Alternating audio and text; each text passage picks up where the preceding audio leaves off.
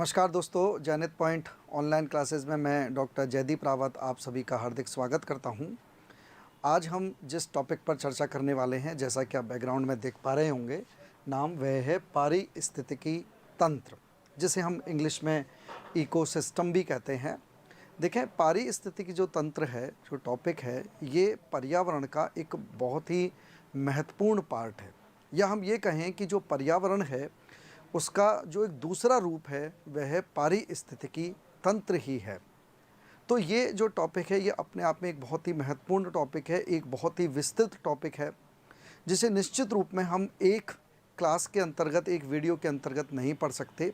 इसीलिए इस टॉपिक को, पारिस्थितिक तंत्र जो टॉपिक है, पूरा जो विस्तृत टॉपिक है, इसे हम आगे कई क्लासेस के अंतर्गत और अलग अलग वीडियोज़ में हम पढ़ेंगे। आज हम इस वीडियो में, आज अर्थात इस क्लास के अंतर्गत, हम पारिस्थितिकी तंत्र के कौन सी बातों पर चर्चा करने वाले हैं। उनमें हम सर्वप्रथम तो पारिस्थितिकी तंत्र की परिभाषा देखेंगे, क्योंकि पारिस्थितिकी तंत्र की काफ़ी जो विशेषताएं हैं वो इसकी परिभाषा में ही अंतर्निहित हैं। अलग अलग विद्वानों की परिभाषाओं पर चर्चा करेंगे। उसके बाद में हम इसके जो संगठक है, अर्थात जो पारिस्थितिकी तंत्र है, वह कौन से तत्वों से मिलके बना है, कौन से घटकों से मिलके बना है, उन पर विभिन्न डायग्राम के द्वारा और हम विस्तृत रूप में चर्चा करेंगे। उसके बाद में हम पारिस्थितिकी तंत्र की विशेषताओं पे चर्चा करेंगे, पारिस्थितिक तंत्र के प्रकारों पे चर्चा करेंगे, और पारिस्थितिकी तंत्र से ही जो पारिस्थितिकीय नियम हैं, इकोलॉजिकल, जिनको हम रूल्स कहते हैं, उन पर हम चर्चा करेंगे आज के इस क्लासेस के अंतर्गत। तो अब हम स्टार्ट करते हैं पारिस्थितिकी तंत्र, जिसमें हम सर्वप्रथम और पारिस्थितिकी तंत्र की परिभाषा पर पहले चर्चा कर लेते हैं। तो देखें, जैसे कि आप लोग या नोट्स के रूप में देख पा रहे हैं, पहले हम नोट्स के रूप में इनको पढ़ लेते हैं, हम अच्छे से इनकी चर्चा करते हैं, फिर डायग्राम में इनको हम देखते हैं कि पारिस्थितिकी तंत्र क्या है। देखिए, जो पारिस्थितिकी तंत्र है, जैसा कि मैंने बताया, इसका इंग्लिश में जो है उसे हम इकोसिस्टम कहते हैं। और आप लोग देखें कि जो इकोसिस्टम है, उस शब्द का प्रयोग सर्वप्रथम, सबसे पहले जो इकोसिस्टम या पारिस्थितिकी तंत्र है, उस शब्द का जो प्रयोग है वह एक जर्मन विद्वान थे, उनका नाम था एजी टांसली ने 1935 में किया था। तो निश्चित रूप में आप लोग समझ सकते हैं कि ये जो पारिस्थितिकी तंत्र के बारे में जो चर्चाएं हैं ये बहुत ज़्यादा पुरानी नहीं हैं, और पर्यावरण के अंतर्गत और विस्तृत रूप में इनका अध्ययन जो है, हम ये कह सकते हैं कि 1935 में इसकी शुरुआत हुई और जो एजी टांसली के द्वारा की गई। तो आप लोग नोट्स में देखें, पारिस्थितिकी तंत्र, जिसको हम इकोसिस्टम कहते हैं, इसका सर्वप्रथम प्रयोग जर्मनी के थे ये, जिनका नाम था एजी टांसली। ठीक है, एजी टांसली ने सर्वप्रथम इस शब्द का प्रयोग 1935 में किया। तो आप लोग देख सकते हैं कि सर्वप्रथम इस शब्द का प्रयोग टांसली ने किया, और उन्होंने एक परिभाषा दी जो कि संभवतः इसकी पहली परिभाषा भी मानी जाती है इकोसिस्टम की, पारिस्थितिकी तंत्र की।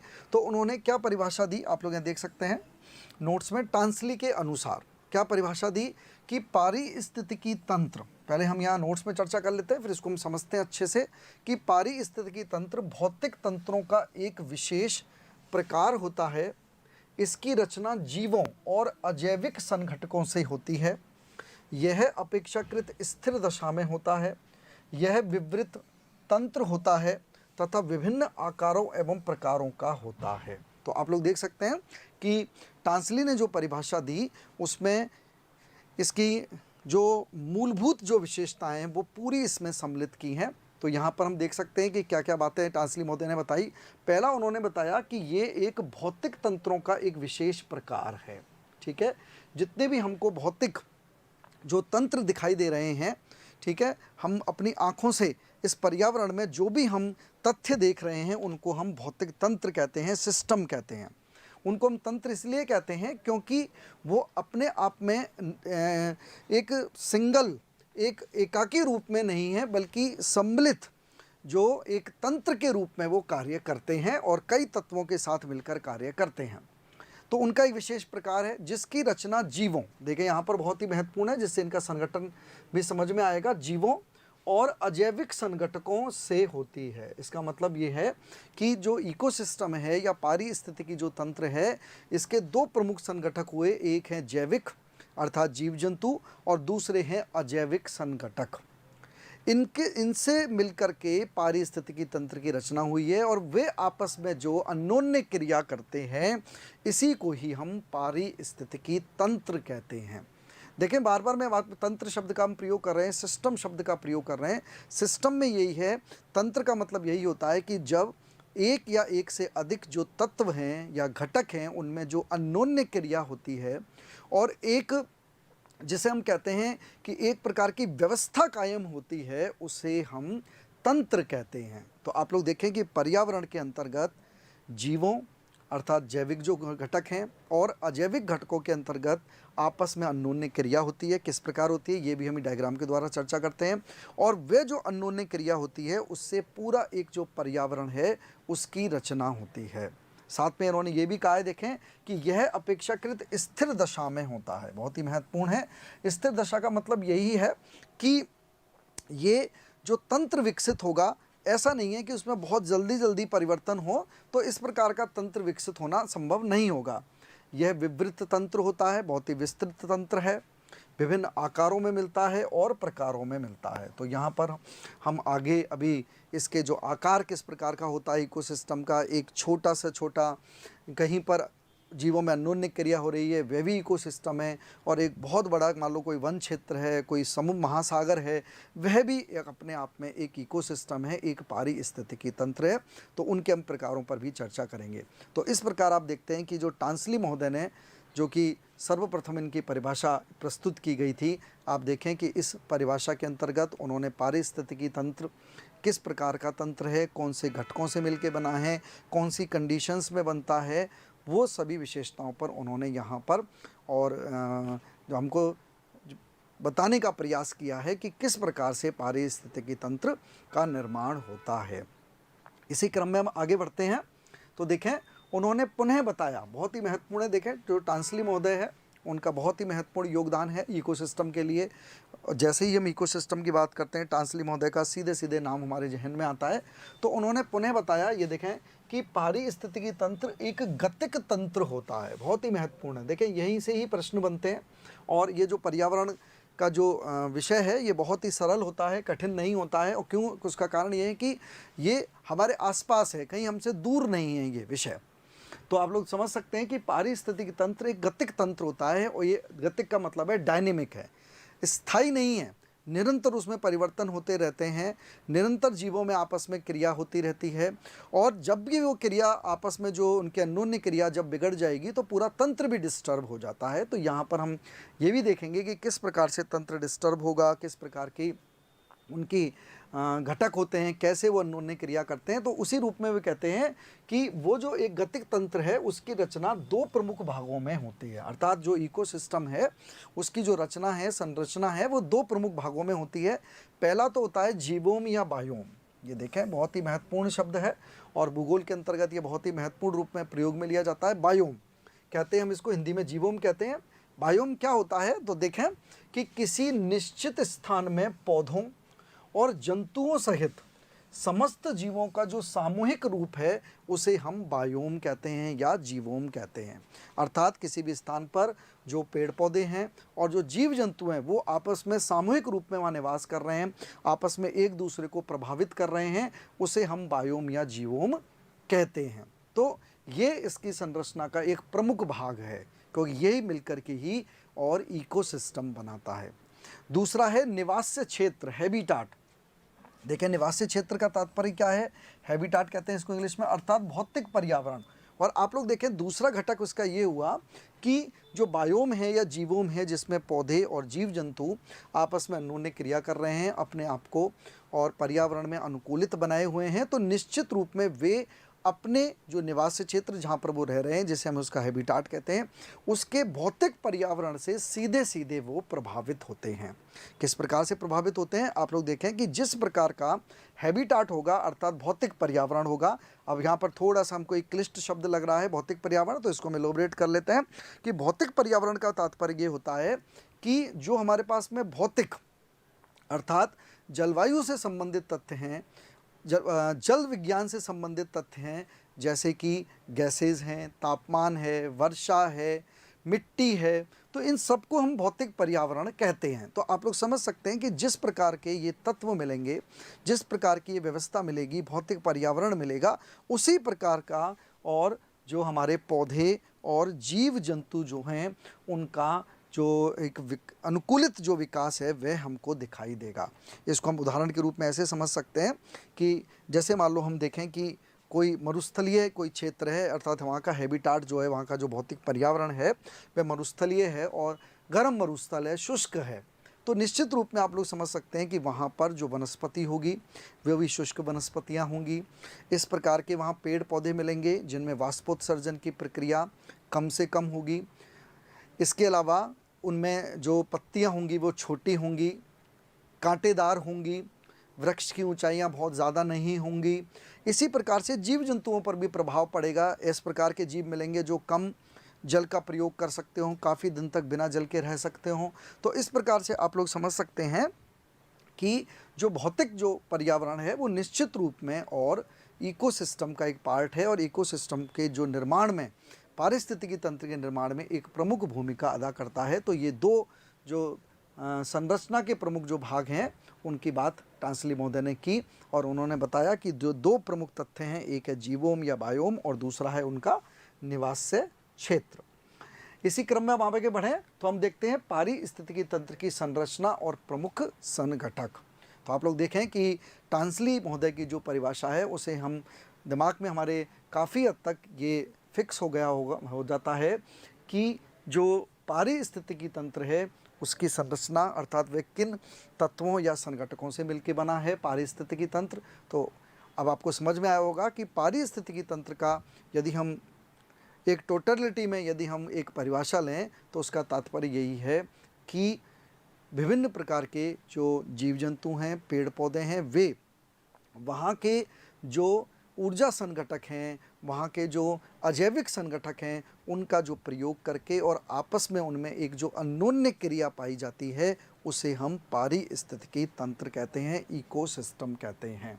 तो यहाँ पर आप नोट्स के रूप में देखें, अब हम उनके संघटकों की बात करते हैं कि ऐसे कौन कौन से घटक हैं जिनसे मिलकर के और पारिस्थितिकी तंत्र का निर्माण होता है। तो यहाँ आप लोग देख सकते हैं सर्वप्रथम लिखा है पारिस्थितिकी तंत्र की संरचना, उसका स्ट्रक्चर कैसा है, जिसे हम प्रमुख संघटक भी कहते हैं, अर्थात उनके संघटक क्या हैं। तो आप लोग देख सकते हैं कि पारिस्थितिकी तंत्रों के 3 संघटक होते हैं। 3 संघटक बताए गए हैं। कौन कौन से 3 संघटक हैं?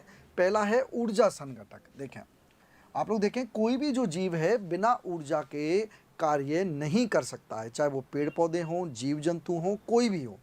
तो पहला है हमारा ऊर्जा संघटक, इनके बारे में भी डिटेल में चर्चा करते हैं। पहले हम सब तीनों संघटक। दूसरा है जैविक संघटक जिसके अंतर्गत पेड़ पौधे जीव जंतुओं को सम्मिलित करते हैं। और तीसरा है अजैविक संघटक अर्थात जिसको हम भौतिक संघटक भी कहते हैं। जैसे कि अपने पूर्व में भी उन्होंने बताया कि बिना जो भौतिक संघटकों के अर्थात उनका जो भौतिक पर्यावरण के हम इकोसिस्टम की कल्पना भी नहीं कर सकते हैं। तो इस प्रकार से आप देख सकते हैं कि पारिस्थितिकी तंत्रों को 3 संघटक बताए गए हैं। 3 संघटक हैं ऊर्जा, जैविक और अजैविक। अब देखेंगे इन 3 घटकों से मिलकर के और पारिस्थितिकी तंत्र का निर्माण हुआ है। आपस में ये किस तरह से तीनों संघटक क्रिया करते हैं और किस प्रकार से एक पारिस्थितिकी तंत्र का निर्माण करते हैं उसकी हम प्रक्रिया समझते हैं। लेकिन उससे पहले हम इन घटकों को देख लेते हैं कि ये घटक कौन कौन से हैं। तो देखें, ऊर्जा संघटक के अंतर्गत हम सौर्यिक प्रकाश, ठीक है, क्योंकि हमें सूर्य की जो ऊर्जा है वो प्रकाश के रूप में भी प्राप्त होती है। दूसरा सौर्यिक विकिरण जो हमें सौर विकिरण के रूप में प्राप्त होती है और उसके विभिन्न पक्षों को सम्मिलित किया जाता है। तो निश्चित रूप में आप लोग देखें कि सूर्य का जो हमें सूर्य से जो हमें ऊर्जा मिल रही है, चाहे वो प्रकाश के रूप में हो, विकिरण के रूप में हो, वह जो हमें ऊर्जा सूर्य से मिल रही है। और जैसे कि हम पूर्व में भी हम देखें कि जो सूर्य पृथ्वी पर जो ऊर्जा का या तापमान का एकमात्र जो स्रोत है वह है सूर्य। तो निश्चित रूप में जो सौर्यिक प्रकाश है, सौर्यिक विकिरण है, उनके विभिन्न जो पक्ष हैं उन सबको हम तो अप्रत्यक्ष रूप में भी हो सकते हैं, तापमान प्रत्यक्ष में भी मिल सकता है। तो लेकिन उन सब का जो सोर्स है वह सूर्य ही है। तो यहाँ पर हम उन्हें ऊर्जा संघटक के रूप में सम्मिलित करते हैं। तो हम आगे डायग्राम में भी देखते हैं। दूसरा है जैविक संघटक। तो इसके अंतर्गत देखें जीव और जीव के अंतर्गत जैविक की बात कर रहे हैं यहाँ पर हम, तो यह इसके अंतर्गत पौधों, प्लांट्स, जंतुओं और सूक्ष्म जीवों एवं उनके मृत भागों को सम्मिलित किया जाता है। तो आप लोग समझ सकते हैं, पौधे, जंतु और जो सूक्ष्म जीव हैं जो हमको दिखाई नहीं देते हैं, मिट्टी के अंदर रहते हैं, अलग अलग अपने अलग अलग पर्यावरण में रहते हैं, और उनके जो मृत भाग हैं उनको हम इसके अंतर्गत सम्मिलित करते हैं, जैविक संगठक। और अजैविक संगठक, जिनको हम भौतिक संगठक भी कहते हैं, उनके अंतर्गत हम स्थल, जैसे कि मैंने पूर्व में बताया, मृदा, मिट्टी, जल और वायु तथा उनके विभिन्न पक्षों को सम्मिलित करते हैं। अर्थात उनके अलावा जो भी उनसे संबंधित हैं, जो भी पारिस्थितिकी तंत्र के निर्माण में योगदान देते हैं, जो भी भौतिक संगठक हैं या अजैविक संगठक हैं, उनको हम इसके अंतर्गत सम्मिलित करते हैं। तो इस प्रकार से आप देख सकते हैं कि पारिस्थितिकी तंत्र के निर्माण में और 3 संगठकों का योगदान होता है। अब इसी क्रम में हम आगे बढ़ें तो आप लोग देख सकते हैं यहाँ पर एक जो डायग्राम के द्वारा इसका प्रस्तुतिकरण किया गया है, और इस डायग्राम के द्वारा हम समझते हैं कि जो किस प्रकार की स्थिति होती है। तो अब आप लोग देखें कि जो ऊर्जा जो संघटक है, ठीक है, उसके अलावा हमारे पास 2 महत्वपूर्ण संगठक हुए जो आपस में अन्योन्य क्रिया करेंगे, ठीक है। वे 2 जो घटक हैं वह पहला देखें, एक तो है अजैविक जैसे कि हमने बताया, और दूसरा है आपका जैविक घटक, है ना। ये देखें, इसके 2 पार्ट हुए पारिस्थितिकी तंत्र के, जो 2 प्रमुख जो घटक हुए। पहला हुआ हमारा अजैविक, ये देखें, और दूसरा ये देखें जैविक। अब जैविक के अंतर्गत आप लोग देखें, यहाँ पर आपको दिखेगा, जिसको हम अभी आगे भी चर्चा करने वाले हैं। जैविक के अंतर्गत ये देखें, जो जैविक घटक हैं जिनमें हमने पौधे, जीव जंतु और सूक्ष्म जीवों को सम्मिलित किया, वे सभी उपभोक्ता हैं। ये देखें, उपभोक्ता भी कई प्रकार के बताए गए हैं, देखें, प्राथमिक, द्वितीयक, तृतीयक। और जब वह उपभोक्ता नष्ट हो जाएंगे, जिसमें बृहद 2 तरह के होते हैं, एक बृहद और एक सूक्ष्म होते हैं, जब वे नष्ट हो जाएंगे तो वे विघटक के रूप में बन जाएंगे और अपशिष्ट उपभोक्ता के रूप में वे शेष रह जाएंगे, मर जाएंगे। तो उनके जो मृत जो शरीर है उसकी हम यहाँ पर बात कर रहे हैं। और जो अजैविक जो घटक हैं उनमें जैसे अकार्बनिक घटक हो सकते हैं, कार्बनिक हो सकते हैं, जलवायविक हो सकते हैं, जैसे कि हमने बात करी वायु, जल, ठीक है। तो इस प्रकार से हम लोग देख सकते हैं। अब इनमें भी 2 प्रकार के, एक तो हो गए उपभोक्ता जैविक घटक में, और इनका प्रयोग करके, ये देखें, इन अजैविक घटकों का, और हमारा एक जो घटक है ऊर्जा संघटक जो है हमारा, उनका प्रयोग करके, और उत्पादक जिनको हम पौधे कहते हैं, उत्पादक जो हमारा जैविक घटक है, ये देखें। तो जैविक घटक के इस तरह से भी 2 प्रकार हो गए, एक उत्पादक और एक उपभोक्ता। तो वे इन अजैविक घटकों से और अपने तत्व प्राप्त करते हैं, और ऊर्जा जो घटक हैं उनसे ऊर्जा प्राप्त करते हैं, जैसे कि हमने सौरिक विकिरण बताया, और भोजन का निर्माण करते हैं उत्पादक, जिनको हम कहते हैं प्रोड्यूसर्स कहते हैं, जैसे कि पौधे। तो इस प्रकार से आप लोग देखें, इनमें कुछ रसायन पोषी होते हैं, कुछ प्रकाश पोषी होते हैं। तो इस प्रकार से आप लोग समझ सकते हैं। तो मुझे उम्मीद है कि आपको एक दिमाग में एक पिक्चर बन गया होगा कि जो पारिस्थितिकी तंत्र है उसमें मुख्य रूप से 2 घटक हुए, एक अजैविक घटक, क्योंकि आप लोग देखें कि जो अजैविक जो घटक हैं कहीं ना कहीं वे भी ऊर्जा जो घटक है उससे भी क्रिया करते हैं। तो इस प्रकार से आप लोग देखें, ये सभी एक दूसरे के आपस में क्रिया कर रहे हैं। अजैविक घटक ऊर्जा जो स्रोत हैं उनसे ऊर्जा प्राप्त कर रहे हैं, उन अजैविक घटकों का जो प्रयोग है वे उत्पादक कर रहे हैं, ठीक है, जो कि जैविक घटक है, और उन उत्पादकों का जो उपयोग है वे उपभोक्ता कर रहे हैं, और उपभोक्ता फिर विघटक के रूप में, और वापस में उनका जो मृत शरीर है वो विघटित होकर के, ठीक है, बाद में वो विघटित हो जाएगा, और उनके जो तत्व हैं वे वापस पुनः और अजैविक रूप में ही बदल जाएंगे। तो इस प्रकार से देखें, ये जो एक आपका जो प्रोसेस जो चल रहा है, एक जो तंत्र बना है, एक व्यवस्था बनी है, इसे ही हम पारिस्थितिकी तंत्र कहते हैं। तो आप लोग देख सकते हैं, ये एक चार्ट के द्वारा समझाने का प्रयास किया है। अब हम इसे एक डायग्राम के द्वारा भी समझते हैं, लेकिन उससे पहले हमारे पास में जो महत्वपूर्ण जो घटक हुए हमारे, एक अजैविक और जैविक घटक, उनकी विस्तृत रूप में हम चर्चा कर लेते हैं। तो यहाँ पर हम लोग देखें कि अब हमने कार्यशीलता के आधार पर देखें, इसमें कोई शक नहीं है, जैसे कि अभी हमने देखा कि जो इकोसिस्टम है वह 3 संगठकों से मिलकर के बना है, जिसमें ऊर्जा संगठक, जैविक और अजैविक। लेकिन यहाँ पर देखें, मैंने लिखा है कि कार्यशीलता अर्थात फंक्शनिंग के आधार पर, फंक्शनिंग का मतलब यही है कि देखें जो ऊर्जा जो स्रोत है सौर विकिरण है उसका बस एक कार्य ये है कि वह सभी को ऊर्जा देता है। अर्थात देखें कि किसी को कोई भी कार्य करना है तो उसके लिए ऊर्जा की आवश्यकता है, चाहे वो जीव जंतु हों, पेड़ पौधे हों, कोई भी हों, जिन्हें भी हमें कोई भी कार्य करना है उसके लिए ऊर्जा की आवश्यकता है। तो आप लोग समझ सकते हैं कि एक ऊर्जा संघटक एक तरह से कांस्टेंट हो गया, हमारे लिए स्थायी हो गया। अब हमें ऐसे घटक देखने हैं जो कार्यशील हों, निरंतर कार्य कर रहे हों।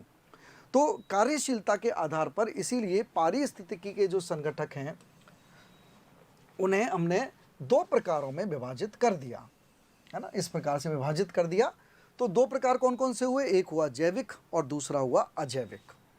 क्योंकि यदि आपको इस प्रकार का भी प्रश्न आ सकता है कि देखिए पारिस्थितिकी तंत्र के संगठक तो तीन हैं, लेकिन कार्यशीलता के आधार पर, क्योंकि ऊर्जा जो संगठक है वह अपने आप में कार्यशील नहीं है, उसका कार्य है केवल और जैविक और अजैविक घटकों को ऊर्जा उपलब्ध कराना कार्य के लिए। लेकिन कार्य की जब हम बात करें, कार्य कौन कर रहा है ऊर्जा का उपयोग करके, वे दो घटक कर रहे हैं, एक है जैविक संगठक और दूसरे अजैविक संगठक। तो यहाँ पर हम जो है सर्वप्रथम हम जैविक संगठकों की बात करते हैं जिनको हम बायोटिक कंपोनेंट्स कहते हैं, फिर हम अजैविक संगठकों की चर्चा करेंगे। अब देखें कि हमने कार्यशीलता के आधार पर दो में डिवाइड कर दिया, एक जैविक और एक अजैविक। अब हम देखें कि जो जैविक संगठक हैं, जो बायोटिक कंपोनेंट्स हम जिनको कह रहे हैं, ये जैविक जो संगठक हैं इनको भी हम तीन वर्गों में विभाजित करते हैं।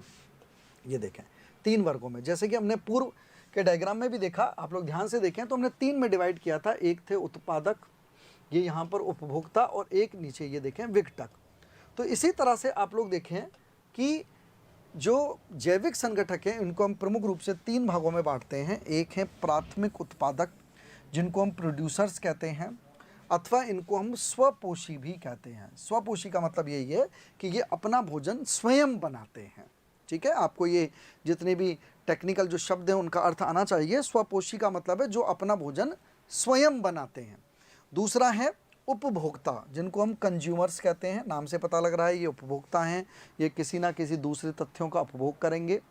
और तीसरा है विघटक या वियोजक जिनको हम डीकम्पोजर्स भी कहते हैं। डीकम्पोजर्स, ये विघटक या वियोजक का तात्पर्य यही है कि जो प्राथमिक उत्पादक हैं या उपभोक्ता हैं वे जब नष्ट हो जाते हैं तो जो सूक्ष्म जीव हैं वो उन्हें धीरे धीरे विघटित कर देते हैं और पुनः अजैविक जो तत्व हैं उनमें बदल करके और उन्हें मिट्टी में उन्हें वापस से ही विलीन कर देते हैं। तो उन्हें हम विघटक या वियोजक कहते हैं, जिनको हम इंग्लिश में डीकम्पोजर्स कहते हैं। तो इस प्रकार से आप लोग समझें कि कार्यशीलता के आधार पर हमने पारिस्थितिकी तंत्र को दो भागों में बांटा, एक है जैविक और दूसरे अजैविक। फिर हमने जैविक संगठक के भी तीन वर्ग कर दिए हैं, पहला है प्राथमिक उत्पादक, दूसरा है उपभोक्ता और तीसरा है विघटक या वियोजक। अब हम इन तीनों को भी विस्तृत रूप में हम चर्चा कर लेते हैं कि प्राथमिक उत्पादक किस प्रकार से कार्य करते हैं, उपभोक्ता कैसे कार्य करते हैं, विघटक या वियोजक कैसे कार्य करते हैं। तो हम आगे की स्लाइड में देखें कि हम आगे इनको डिटेल में पहले पढ़ लेते हैं, उसके बाद में हम इनका डायग्राम के द्वारा इनकी चर्चा करेंगे। तो पहले हम देख लेते हैं प्राथमिक उत्पादक। देखिए हमने तीन भागों में बांटा, एवैसे प्राथमिक उत्पादक प्रोड्यूसर्स अथवा स्वपोषी। जैसे कि मैंने बताया कि ये स्वपोषी, अब इनके अंतर्गत हम किसको सम्मिलित करते हैं, तो आप लोग देखें कि मुख्य रूप से हरी पत्ती वाले स्वपोषित पौधे होते हैं। तो अर्थात ये प्रोड्यूसर्स क्या होते हैं, ये हरी पत्ती वाले स्वपोषित पौधे होते हैं, ये प्लांट्स हैं। ये क्या करते हैं कि ये जैविक एवं अजैविक, अजैविक मतलब भौतिक जो संगठक हैं उनके मध्य बिचौलिए होते हैं। आप लोग देखें कितने बहुत ही महत्वपूर्ण है, और इन्हीं शब्दों से प्रश्न बनते हैं, बिचौलिए क्यों होते हैं। तो आप लोग देखें कि एक तरफ तो ये क्या करते हैं, जो अजैविक घटक हैं उनका प्रयोग करके भोजन बनाते हैं, सौरिक विकिरण से ऊर्जा प्राप्त करते हैं, और फिर जो भोजन बनेगा उसको ये आहार के लिए किसको प्रस्तुत कर देते हैं, जो इनके अलावा जो बाकी के जैविक घटक हैं, इनके अलावा और कौन से जैविक घटक हुए, तो वे हुए आपके उपभोक्ता। आप लोग देखें तो उन उपभोक्ताओं के लिए ये और जो हैं वे भोजन या आहार प्रस्तुत करते हैं। तो इस तरह से हम देख सकते हैं कि जो प्राथमिक जो उत्पादक हैं, अर्थात जिनको हम स्वपोषित जो पौधे कह रहे हैं, ये एक बिचौलिए हैं। बिचौलिए का मतलब है कि ये एक मध्यस्थ हैं जो उनके बीच में एक बिचौलिए का कार्य कर रहे हैं। तो कैसे कार्य कर रहे हैं आप लोग देखें, जो मैंने आपको समझाया नोट्स के रूप में देखें। क्योंकि ये सौर्यिक विकिरण से ऊर्जा प्राप्त करके प्रकाश संश्लेषण विधि से आहार निर्मित करते हैं। आप लोग देखें तो ये सौर्यिक विकिरण की लिया, ऊर्जा प्राप्त की और प्रकाश संश्लेषण जो विधि है उससे इन्होंने आहार बना दिया। अपनी जड़ों द्वारा मिट्टियों से अजैविक पदार्थों को ग्रहण करते हैं। आप लोग देखें कि ये जो पौधे हैं इन्होंने एक तरफ तो क्या किया, प्रकाश संश्लेषण विधि से सौर्यिक ऊर्जा प्राप्त करके और आहार निर्मित किया, और अपनी जड़ों द्वारा मिट्टियों से उनको जो तौर तत्वों की आवश्यकता पड़ी, जल की आवश्यकता पड़ी, अन्य तत्वों की आवश्यकता पड़ी, तो उनको इन्होंने मिट्टी से प्राप्त किया अजैविक पदार्थों के रूप में। और उन पदार्थों को लेकर के देखें, जो मैंने आपको स्थायी जो संगठक बताया वो मैंने सूर्य के सौर विकिरण बताया, उससे उन्होंने सौर ऊर्जा ली, अजैविक पदार्थों से पदार्थ ग्रहण किए और उससे उन्होंने जंतुओं के लिए आहार एवं ऊर्जा का निर्माण किया। अर्थात उन्होंने जो जैविक घटकों के जो जंतु हैं उनके लिए उन्होंने भोजन प्रस्तुत किया, जिन्हें हम उपभोक्ता कहते हैं। तो इस प्रकार से आप लोग देखें कि ये जो प्राथमिक उत्पादक हैं, आप लोग देखें कि ये एक तरफ जो हमारी सौर ऊर्जा है या हमारा जो ऊर्जा संगठक है, और दूसरा हमारा जो अजैविक संगठक है, उनसे विभिन्न तत्व ग्रहण करके ये भोजन बनाते हैं। और फिर ये आगे उपभोक्ता जो हैं, जो कि जैविक घटक के एक प्रमुख वर्ग है, उन्हें आहार प्रस्तुत करते हैं। और उन्हें देखें आहार से ही क्या मिलेगी, उन्हें ऊर्जा मिलेगी। तो इस तरह से आप लोग देखें ये जो हमने ऊपर बात समझी थी कि ये उनके मध्य में क्या होते हैं, एक तरह से बिचौलिए होते हैं, अर्थात एक मध्यस्थ की तरह ये होते हैं। किस प्रकार से होते हैं और अभी डायग्राम से समझेंगे। पहले हम दूसरे और इनके जो वर्ग हैं उनको समझ लेते हैं। अब ये जो पौधे हैं जिन्होंने भोजन बना करके और आहार प्रस्तुत किया जैविक जो दूसरे घटकों के लिए, वो जब उनका उपयोग करेंगे तो उन्हें हम उपभोक्ता कहते हैं, कंज्यूमर्स कहते हैं। उपभोक्ता, उपभोग करने वाला। उपभोग किसका, कि वो जो भोजन का निर्माण हुआ पौधों के रूप में और जिन्होंने अजैविक घटकों से तत्व प्राप्त किए और ऊर्जा संगठक से सौर विकिरण के रूप में ऊर्जा प्राप्त करके और जो भोजन का निर्माण किया, उनको उपभोग करेंगे कौन, कंज्यूमर्स, उपभोक्ता। तो अब ये जो उपभोक्ता हैं, क्या ये उपभोक्ता में हमारे दिमाग में ये प्रश्न आता है कि क्या सभी प्रकार के जो उपभोक्ता हैं या क्या सभी प्रकार के जो जीव जंतु हैं वे पेड़ पौधों को ही खाते हैं क्या? नहीं, हम सब जानते हैं कि सभी जो जीव हैं वे पेड़ पौधों को नहीं खाते। इवन यदि हम वर्तमान संदर्भ में बात करें तो मानव भी केवल जो है वो पेड़ पौधों को नहीं खाता है। तो इस प्रकार से हम देख सकते हैं कि किस प्रकार की स्थिति है। तो आप लोग देखें कि ये मानव सहित, आप लोग देखें मानव भी इसमें इंक्लूड है, पर पोषित जंतु होते हैं। जो देखें हमने जो पौधे थे उनको स्वपोषित कहा क्योंकि वे अपना भोजन स्वयं बनाते हैं, लेकिन हम उपभोक्ता को क्या कह रहे हैं, पर पोषित। बहुत ही महत्वपूर्ण शब्द हैं, देखें इन सबको आप लोगों को ध्यान में रखना है। इनको हम पर पोषित कहते हैं। क्यों कहते हैं, क्योंकि ये भोजन अपना स्वयं नहीं बनाते हैं। ठीक है, देखिए भले हम घर में स्वयं भोजन बना रहे हो, लेकिन यहाँ पर भोजन का तात्पर्य मूल पदार्थों से है। कहने का मतलब है जैसे हम घर में रोटी बना रहे हैं तो हम गेहूं के आटे का प्रयोग कर रहे हैं, तो यहाँ पर हम रोटी बना रहे हैं लेकिन गेहूं की बात कर रहे हैं। हम गेहूं से जो आटा बनाए हैं हम उसकी बात कर रहे हैं। तो निश्चित रूप में वो जो गेहूं वो जो पार्ट है वह एक पौधे का बना हुआ भोजन है। तो इसीलिए मानव उसे ग्रहण कर रहा है, इसलिए मानव एक परपोषित जंतु है। और उसके अलावा और भी ऐसे जीव जंतु जो कि मानव के साथ में और जो पेड़ पौधे हैं उनका भोजन के रूप में उपयोग करते हैं, चाहे वो प्रत्यक्ष हो या अप्रत्यक्ष हो, उन्हें हम परपोषित जंतु कहते हैं। जो कि जैसे कि नोट्स में मैंने लिखा है, स्वपोषित प्राथमिक उत्पादक पौधों द्वारा उत्पन्न जैविक तत्वों से अपना आहार ग्रहण करते हैं। तो आप लोग समझ गए कि परपोषित जंतु कौन होते हैं, कि जो स्वपोषित प्राथमिक जो हमारे उत्पादक हैं, प्रोड्यूसर्स हैं, जिनको हम पौधे कहा है, हमने प्लांट्स कहा है, जिनको हमने उनसे उन जैविक तत्वों से अपना आहार ग्रहण करते हैं। तो इस प्रकार से हम देखें कि जो उपभोक्ता हैं वे भी 3 प्रकार के होते हैं। ठीक है, हम उन उपभोक्ताओं की भी चर्चा करते हैं। तो आप लोग देखें कि जो उपभोक्ता हैं, पहले हम और अच्छे से इसको समझ लेते हैं कि जो उपभोक्ता हैं वे परपोषित होते हैं, जिनमें मानव भी इंक्लूड है, और ये जो हमारे प्राथमिक उत्पादक हैं उनसे भोजन ग्रहण करते हैं। अब ये किस रूप में ग्रहण करते हैं, प्रत्यक्ष करते हैं, अप्रत्यक्ष करते हैं, लेकिन कहीं ना कहीं ये ग्रहण करेंगे तभी हम इनको उपभोक्ता कह रहे हैं। तो कैसे ग्रहण करते हैं, तो आप लोग देखें नंबर 1 पर, जैसे कि मैंने बताया, 3 उपभोक्ता हैं, 3 प्रकार के उपभोक्ता हैं। पहला है प्राथमिक उपभोक्ता। आप लोग देखें, ऐसे उपभोक्ता, प्राथमिकता हम किसे कहते हैं, जो पेड़ पौधों आदि उत्पादकों अथवा उनके द्वारा बनाए गए उत्पादन को भोजन के रूप में खाते हैं, उन्हें हम प्राथमिक उपभोक्ता कहते हैं। तो आप लोग देखें, जो डायरेक्टली, ऐसे उपभोक्ता जो डायरेक्टली, प्रत्यक्ष रूप में, सीधे सीधे और पेड़ पौधे और का जो सीधे सीधे उनके द्वारा बनाए गए भोजन का उपयोग कर रहे हैं, उन्हें हम प्राथमिक उपभोक्ता कहते हैं। उदाहरण भी दिया गया है, जैसे कि खरगोश, टिड्डा, भेड़, बकरी, हिरण।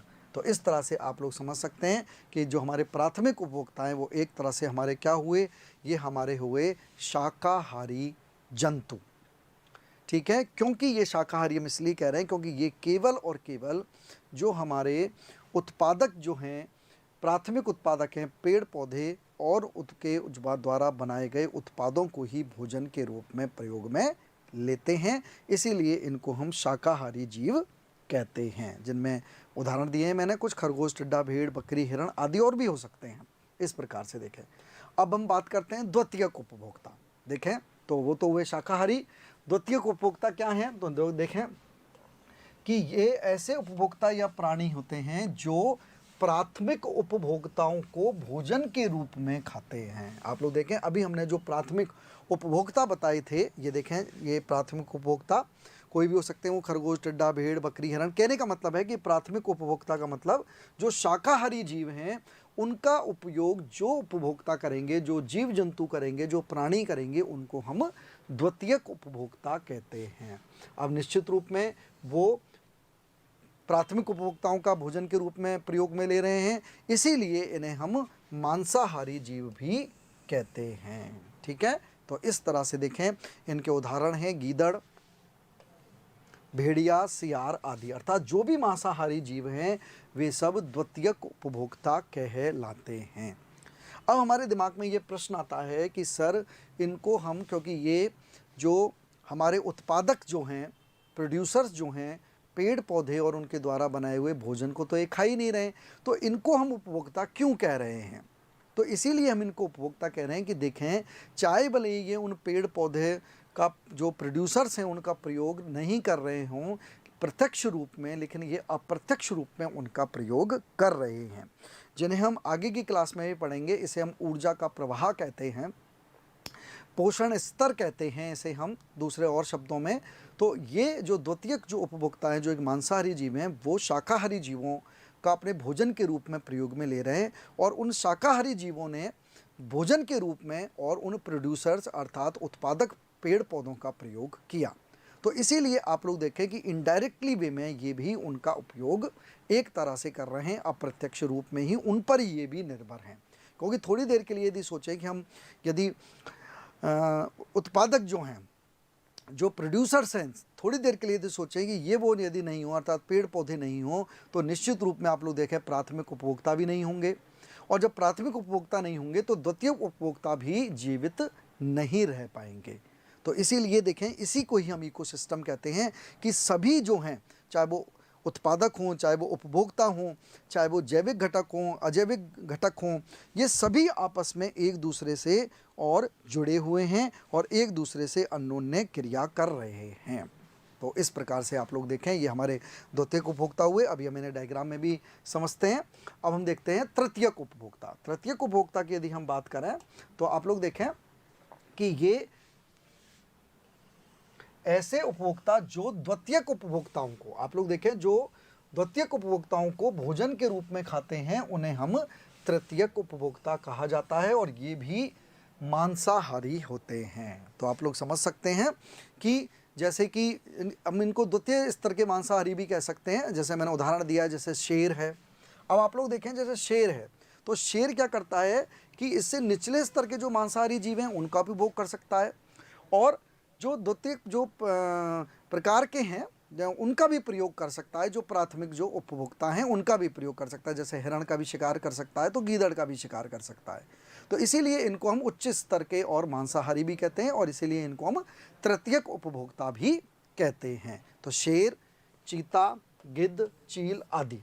इसके अलावा देखें इसी कैटेगरी में एक और भी है कि कुछ ऐसे प्राणी भी होते हैं, बहुत ही महत्वपूर्ण उदाहरण है, जो पौधों तथा जीवों दोनों का भक्षण करते हैं। आप लोग देखें बहुत ही महत्वपूर्ण है, जो पौधों को भी, अर्थात जो हमारे प्रोड्यूसर्स हैं पौधों के रूप में जो भोजन का निर्माण कर रहे हैं उनका भी उपयोग लेते हैं, और जो जीवों जीवों का मतलब है कि वो प्राथमिक उपभोक्ता भी हो सकते हैं, वो द्वितीयक भी हो सकते हैं, वो तृतीयक भी हो सकते हैं, तो उनका भी ये मांसाहार के रूप में प्रयोग में लेते हैं। उन्हें हम सर्वाहारी कहते हैं। ठीक है, सर्वाहारी। और इसका सबसे बेस्ट एग्जाम्पल है सर्वाहारी प्राणी का, और वह है मानव। ये देखें, मानव एक सर्वाहारी माना जाता है, क्योंकि मानव एक तरफ तो पेड़ पौधों से भी भोजन प्राप्त करता है, और दूसरा और जो मानव है मैं मांसाहारी भी हो सकते हैं, होते हैं, हम सब जानते हैं।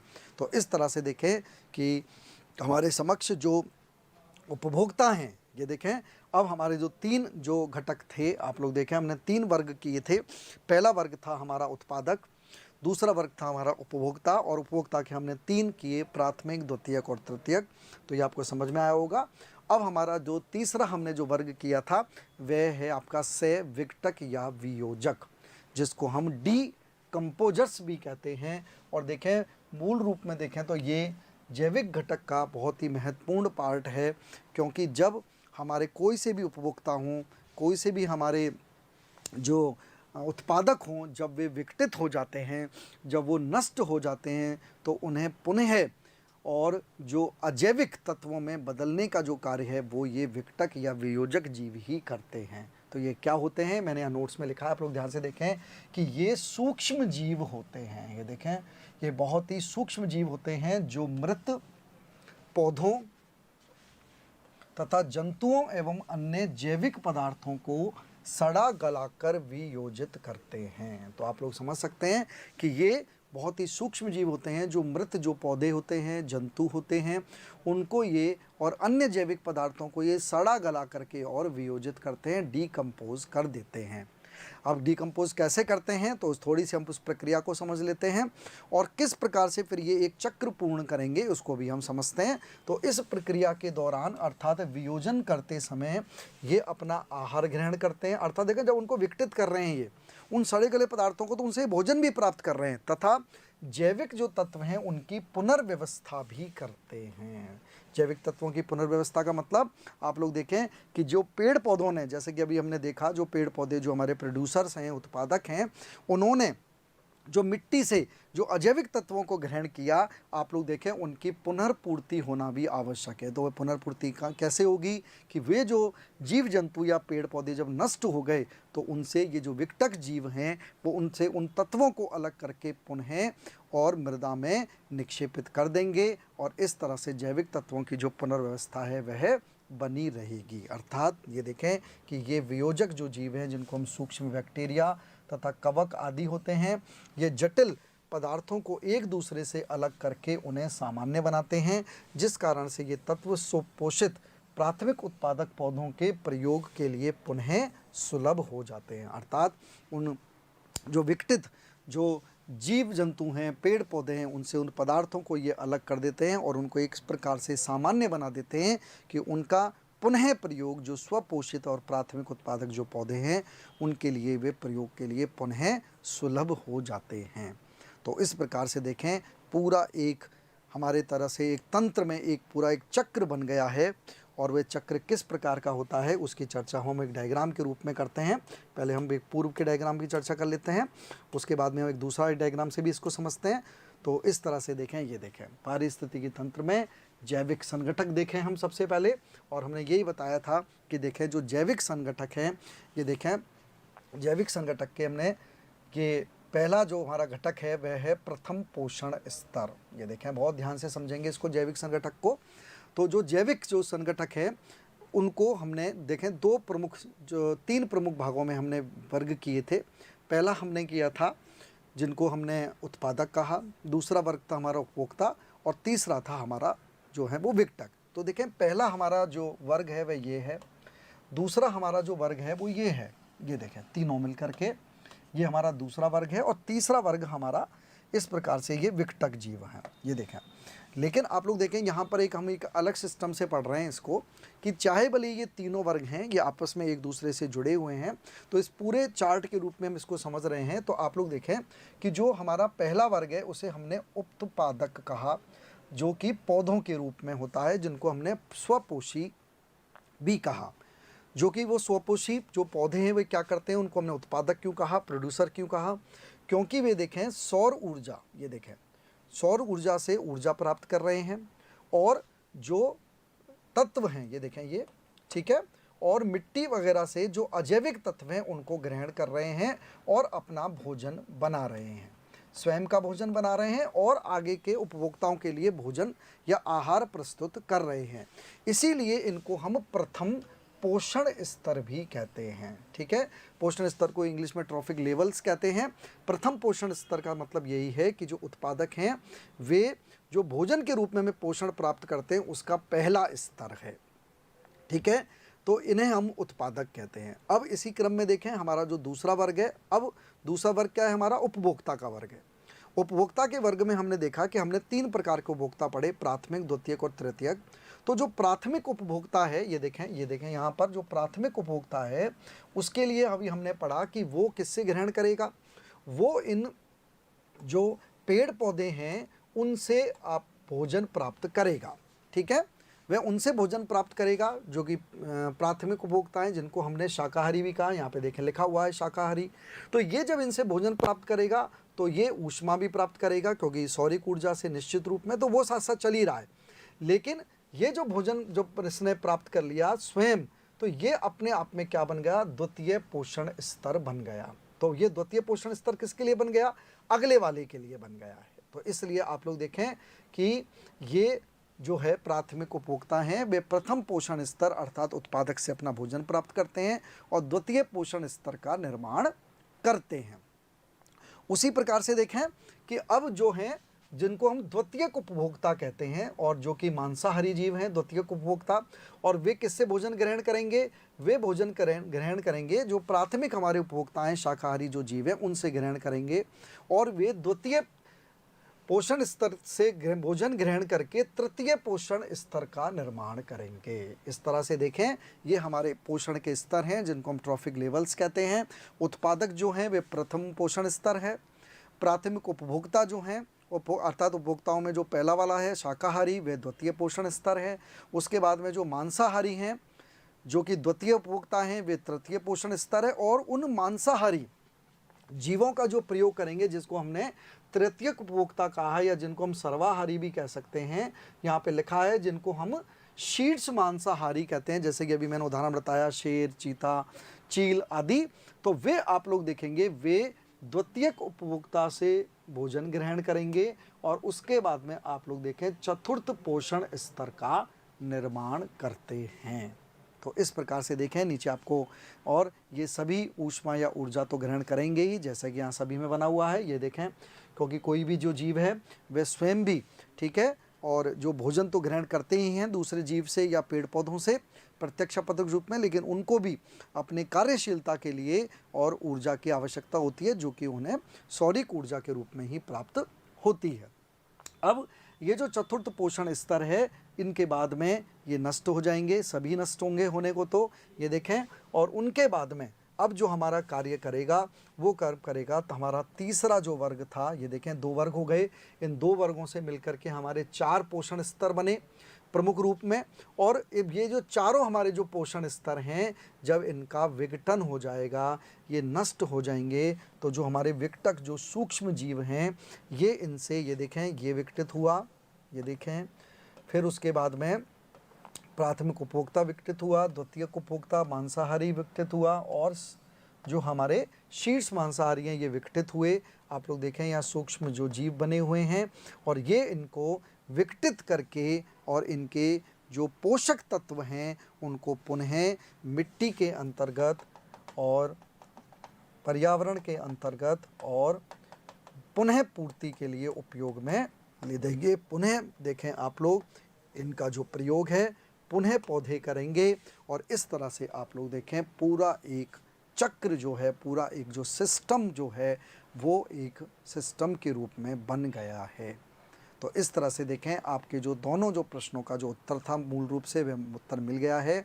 आप लोग देखें कि यहाँ पर हमारे समक्ष दो प्रमुख जो हमारे कार्य, जिनको हमने कार्यशीलता के आधार पर संगठकों में बांटा था, ये अभी हम पढ़ रहे थे जैविक, ठीक है। और यहाँ पर जो हमको जो तत्व ग्रहण किए सो हमारे उत्पादक ने वह हुए अजैविक। तो ये एक कार्यशील है, ठीक है। और जो सौर ऊर्जा है आप लोग देखें, ये देखें ये जो सौर ऊर्जा है ये भी एक तीसरा प्रमुख संगठक है, लेकिन कार्यशील संगठकों में इनको सम्मिलित नहीं करते हैं। इनको एक तरह से हम स्थायी संगठक कहते हैं। स्थायी इसलिए कहते हैं क्योंकि आप लोग ध्यान से देखें सभी, चाहे वो उत्पादक हों, चाहे वो प्राथमिक उपभोक्ता हो, चाहे वो द्वितीयक उपभोक्ता हो, चाहे वो तृतीयक उपभोक्ता हो, चाहे वो अपघटक जीव हों, सभी सौरिक ऊर्जा का उपभोग करते हैं। तो इसीलिए देखें जो सौरिक ऊर्जा है वह तो एक तरह से हमारे लिए सर्व सुलभ है, हो गई है, सबके लिए सुलभ है और सबके उपयोग के लिए है। इसीलिए इसको हमने कार्यशील जो हमारा संगठक है उसमें इंक्लूड नहीं किया। तो हमारे कार्यशील जो संगठकों में हमने दो में बांटा था उन्हें, एक हमारे जैविक और दूसरा अजैविक। तो यहाँ हमने विस्तृत रूप में डायग्राम के द्वारा जैविक जो हमारे संगठक हैं उनकी चर्चा कर ली है। और जैविक संगठकों में हमारे तीन महत्वपूर्ण वर्ग बने।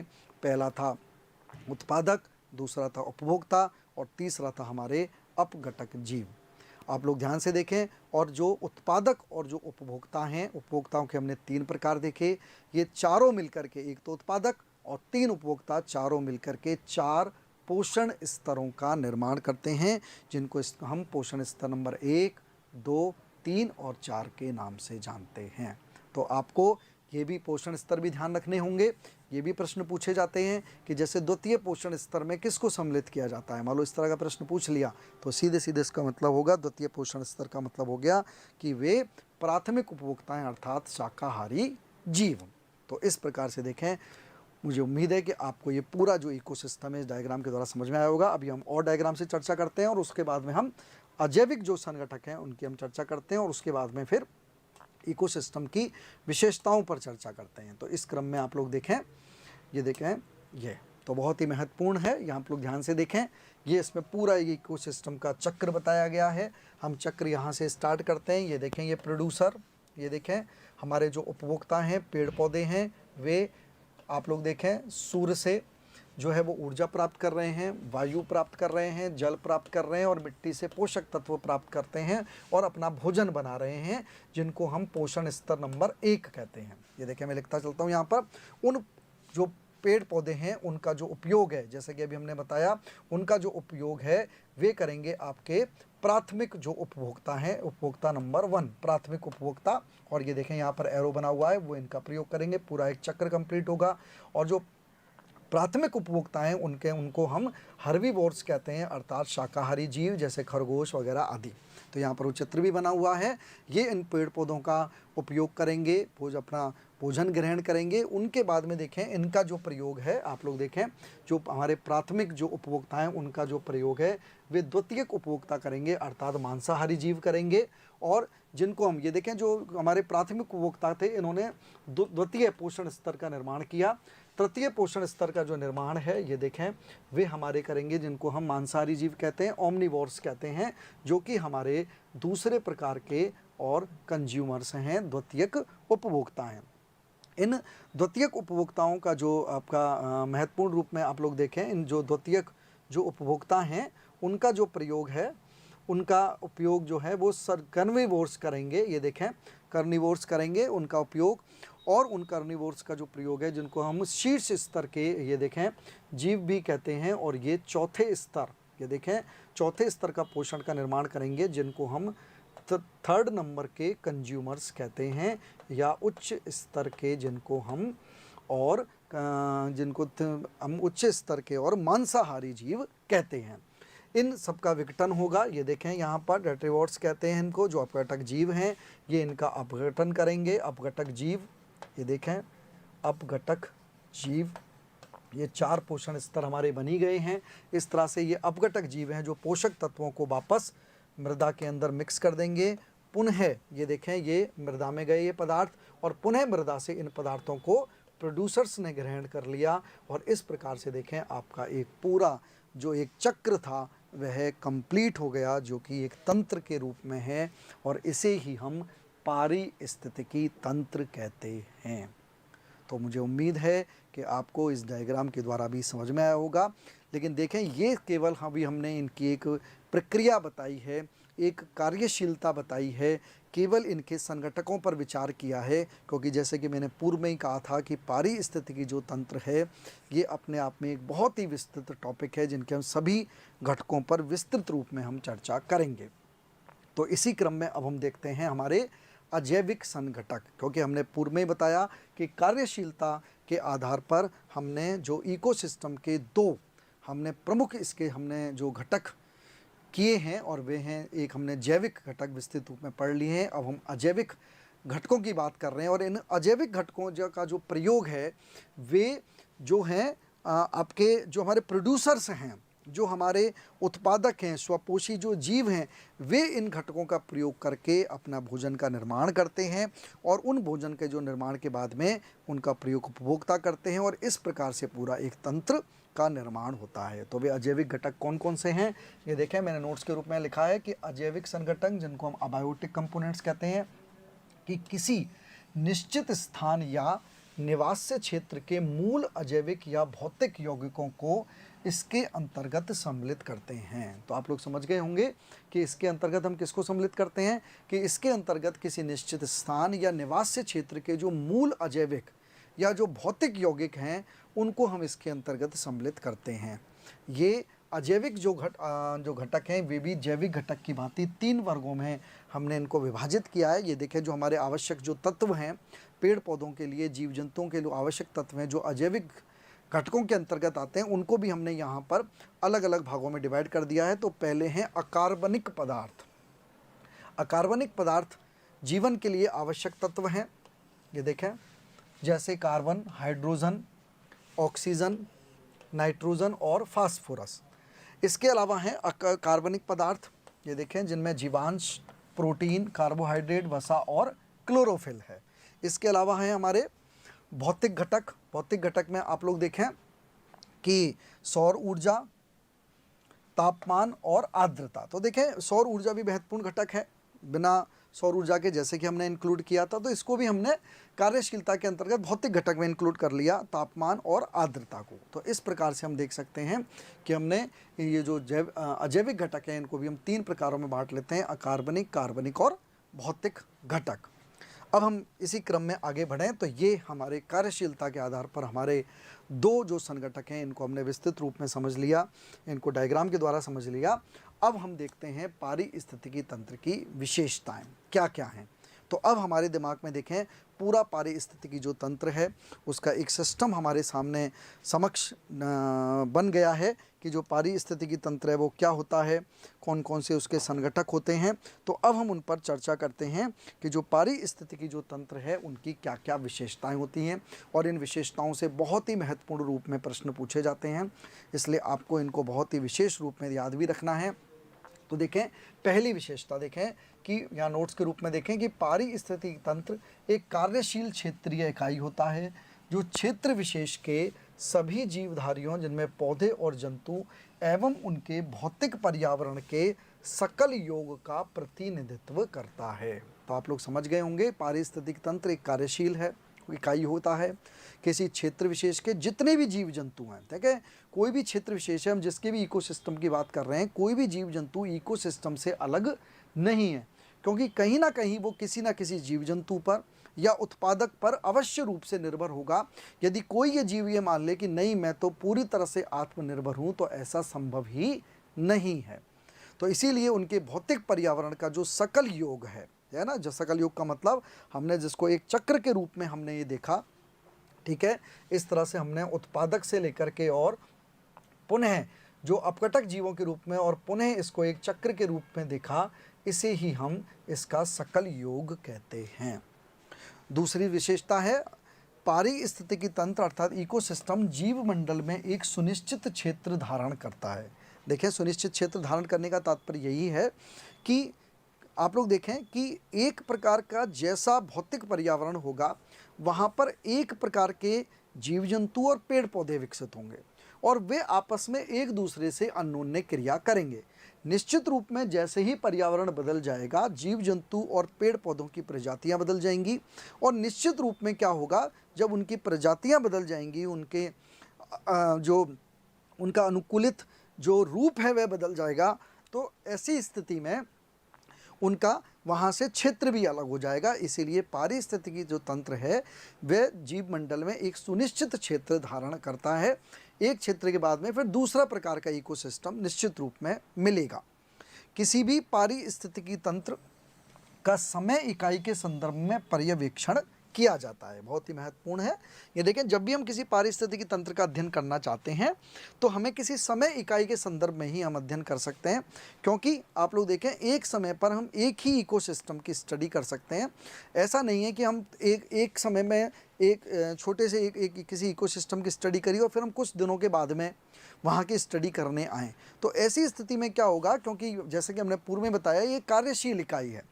यदि हमें पूरे इकोसिस्टम का अध्ययन करना है तो हमें किसी एक समय इकाई में एक पर्टिकुलर समय में एक साथ उनकी स्टडी करनी होती है, क्योंकि ये कार्यशील इकाई है, बहुत सारे तथ्य बदल जाते हैं।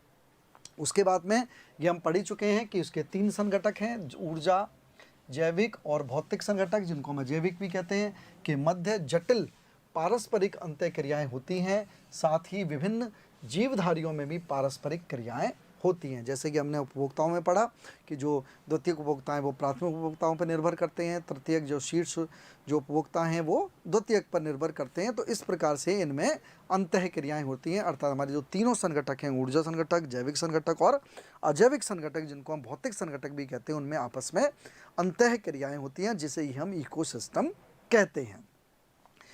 अगली विशेषता देखें कि जब तक पारिस्थितिकी तंत्र के एक या अधिक नियंत्रक कारकों में अव्यवस्था नहीं होती, पारिस्थितिकी तंत्र अपेक्षाकृत स्थिर समय स्थिति में होता है। बहुत ही महत्वपूर्ण बात है ये। देखें, आज के संदर्भ में यदि हम देखें पर्यावरण के अंतर्गत हम बार बार ये कहते हैं कि इकोसिस्टम बिगड़ रहा है, तो यहाँ पर हम यही देखें कि यदि एक या अधिक जो नियंत्रक जो कारक हैं उनमें अव्यवस्था नहीं होती है, तब तक यदि मान लो एक निश्चित स्तर तक जब तक व्यवस्था नहीं होती है तब तक तो पारिस्थितिकी तंत्र स्थिर अवस्था में ही रहता है। अर्थात स्वयं पारिस्थितिकी तंत्र में इस प्रकार की व्यवस्था है कि यदि कोई भी अव्यवस्था उत्पन्न होती है तो पारिस्थितिकी तंत्र स्वयं ही और उनकी अव्यवस्था को दूर करके और स्वयं अपना पुनर्निर्माण कर लेता है।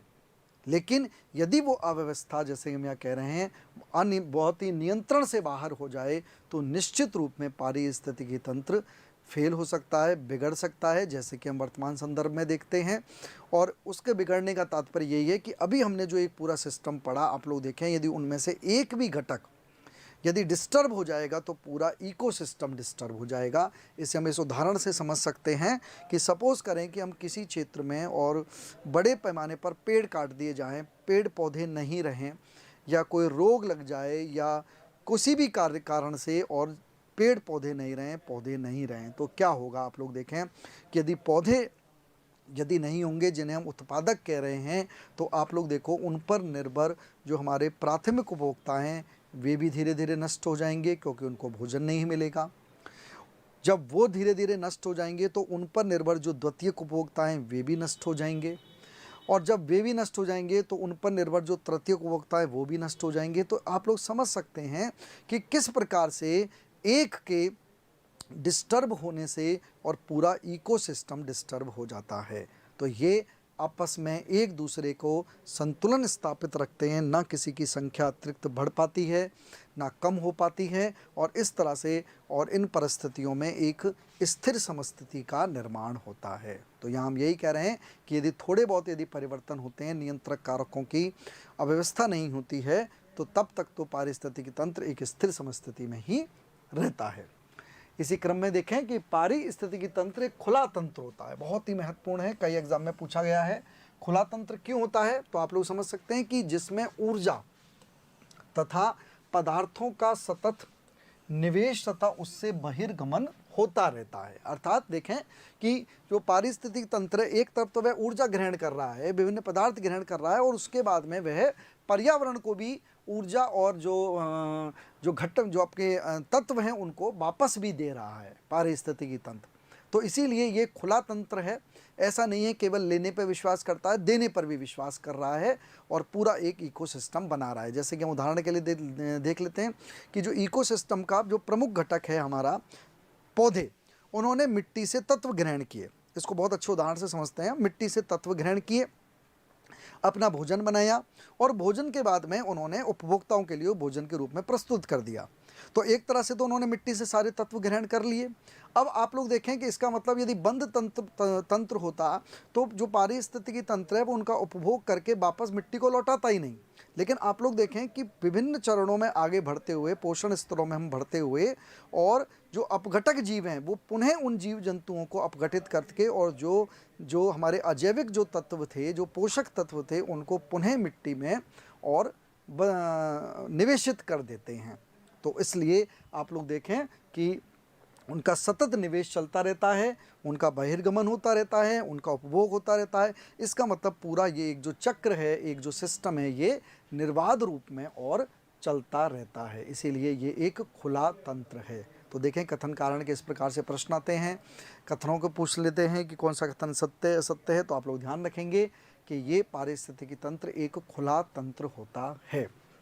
उसके बाद में देखें अगली जो हमारी जो विशेषता है बहुत ही महत्वपूर्ण है कि पारिस्थितिकी तंत्र विभिन्न प्रकार की ऊर्जा, जैसे कि सौरिक ऊर्जा हमने बात की, भूतापीय ऊर्जा, ज्वारीय ऊर्जा, जैव ऊर्जा द्वारा चालित होता है, परंतु सौरिक ऊर्जा सर्वाधिक महत्वपूर्ण होती है। जैसे कि मैंने बताया कि कितना भी हमें ऊर्जा के अप्रत्यक्ष स्रोत हमें मिल जाएं, लेकिन पृथ्वी पर सबसे प्रमुख जो हमारा जो ऊर्जा का स्रोत है वह सौरिक ऊर्जा ही होता है। और बहुत ही महत्वपूर्ण देखें कि इसमें ऊर्जा का जो प्रवाह है, जिसको हमने अभी ऊर्जा का जो प्रवाह है वो पोषण स्तरों के रूप में देखा कि ऊर्जा का जो प्रवाह है वह एक दिशी होता है। ठीक है, ये देखें बहुत ही महत्वपूर्ण है। और जो ऊर्जा है, अब वो लोग देखें कि उत्पादकों ने डायरेक्ट सौरिक ऊर्जा से प्राप्त की, उत्पादकों से भोजन के रूप में प्राथमिक उपभोक्ताओं ने प्राप्त की, फिर द्वितीयक उपभोक्ताओं ने प्राप्त की, फिर तृतीयक उपभोक्ताओं ने प्राप्त की।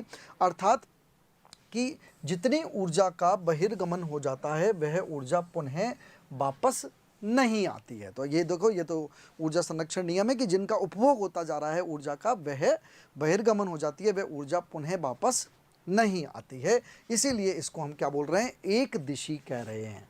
आप लोग देखें जो हमारा पोषण स्तर 4 था, शीर्ष जो हमारे मांसाहारी जो जीव थे, वहाँ पर जब उन नष्ट हो गए तो वहीं पर ही वह ऊर्जा भी नष्ट हो गई है। अब वह पुनः वापस लौट करके नहीं आएगी। इसीलिए इसको हम एक दिशी प्रवाह कहते हैं। अर्थात ये चक्र के रूप में नहीं होती है ऊर्जा।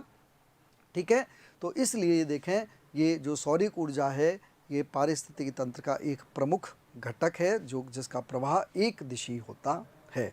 तो ये आपको समझ आया होगा। इसी क्रम में देखें कि पारिस्थितिकी तंत्र एक कार्यशील इकाई होता है, हम पूर्व में भी चर्चा कर चुके हैं, जिसके अंतर्गत जैविक संगठक जिसमें पौधे, मानव सहित जंतु, सूक्ष्म वियोजक जंतु तथा भौतिक संगठक जिनको हम अजैविक भी कहते हैं, बृहद स्तरीय भू जैव रसायन चक्र के माध्यम से घनिष्ठ रूप से एक दूसरे से संबंधित और आबद्ध रहते हैं।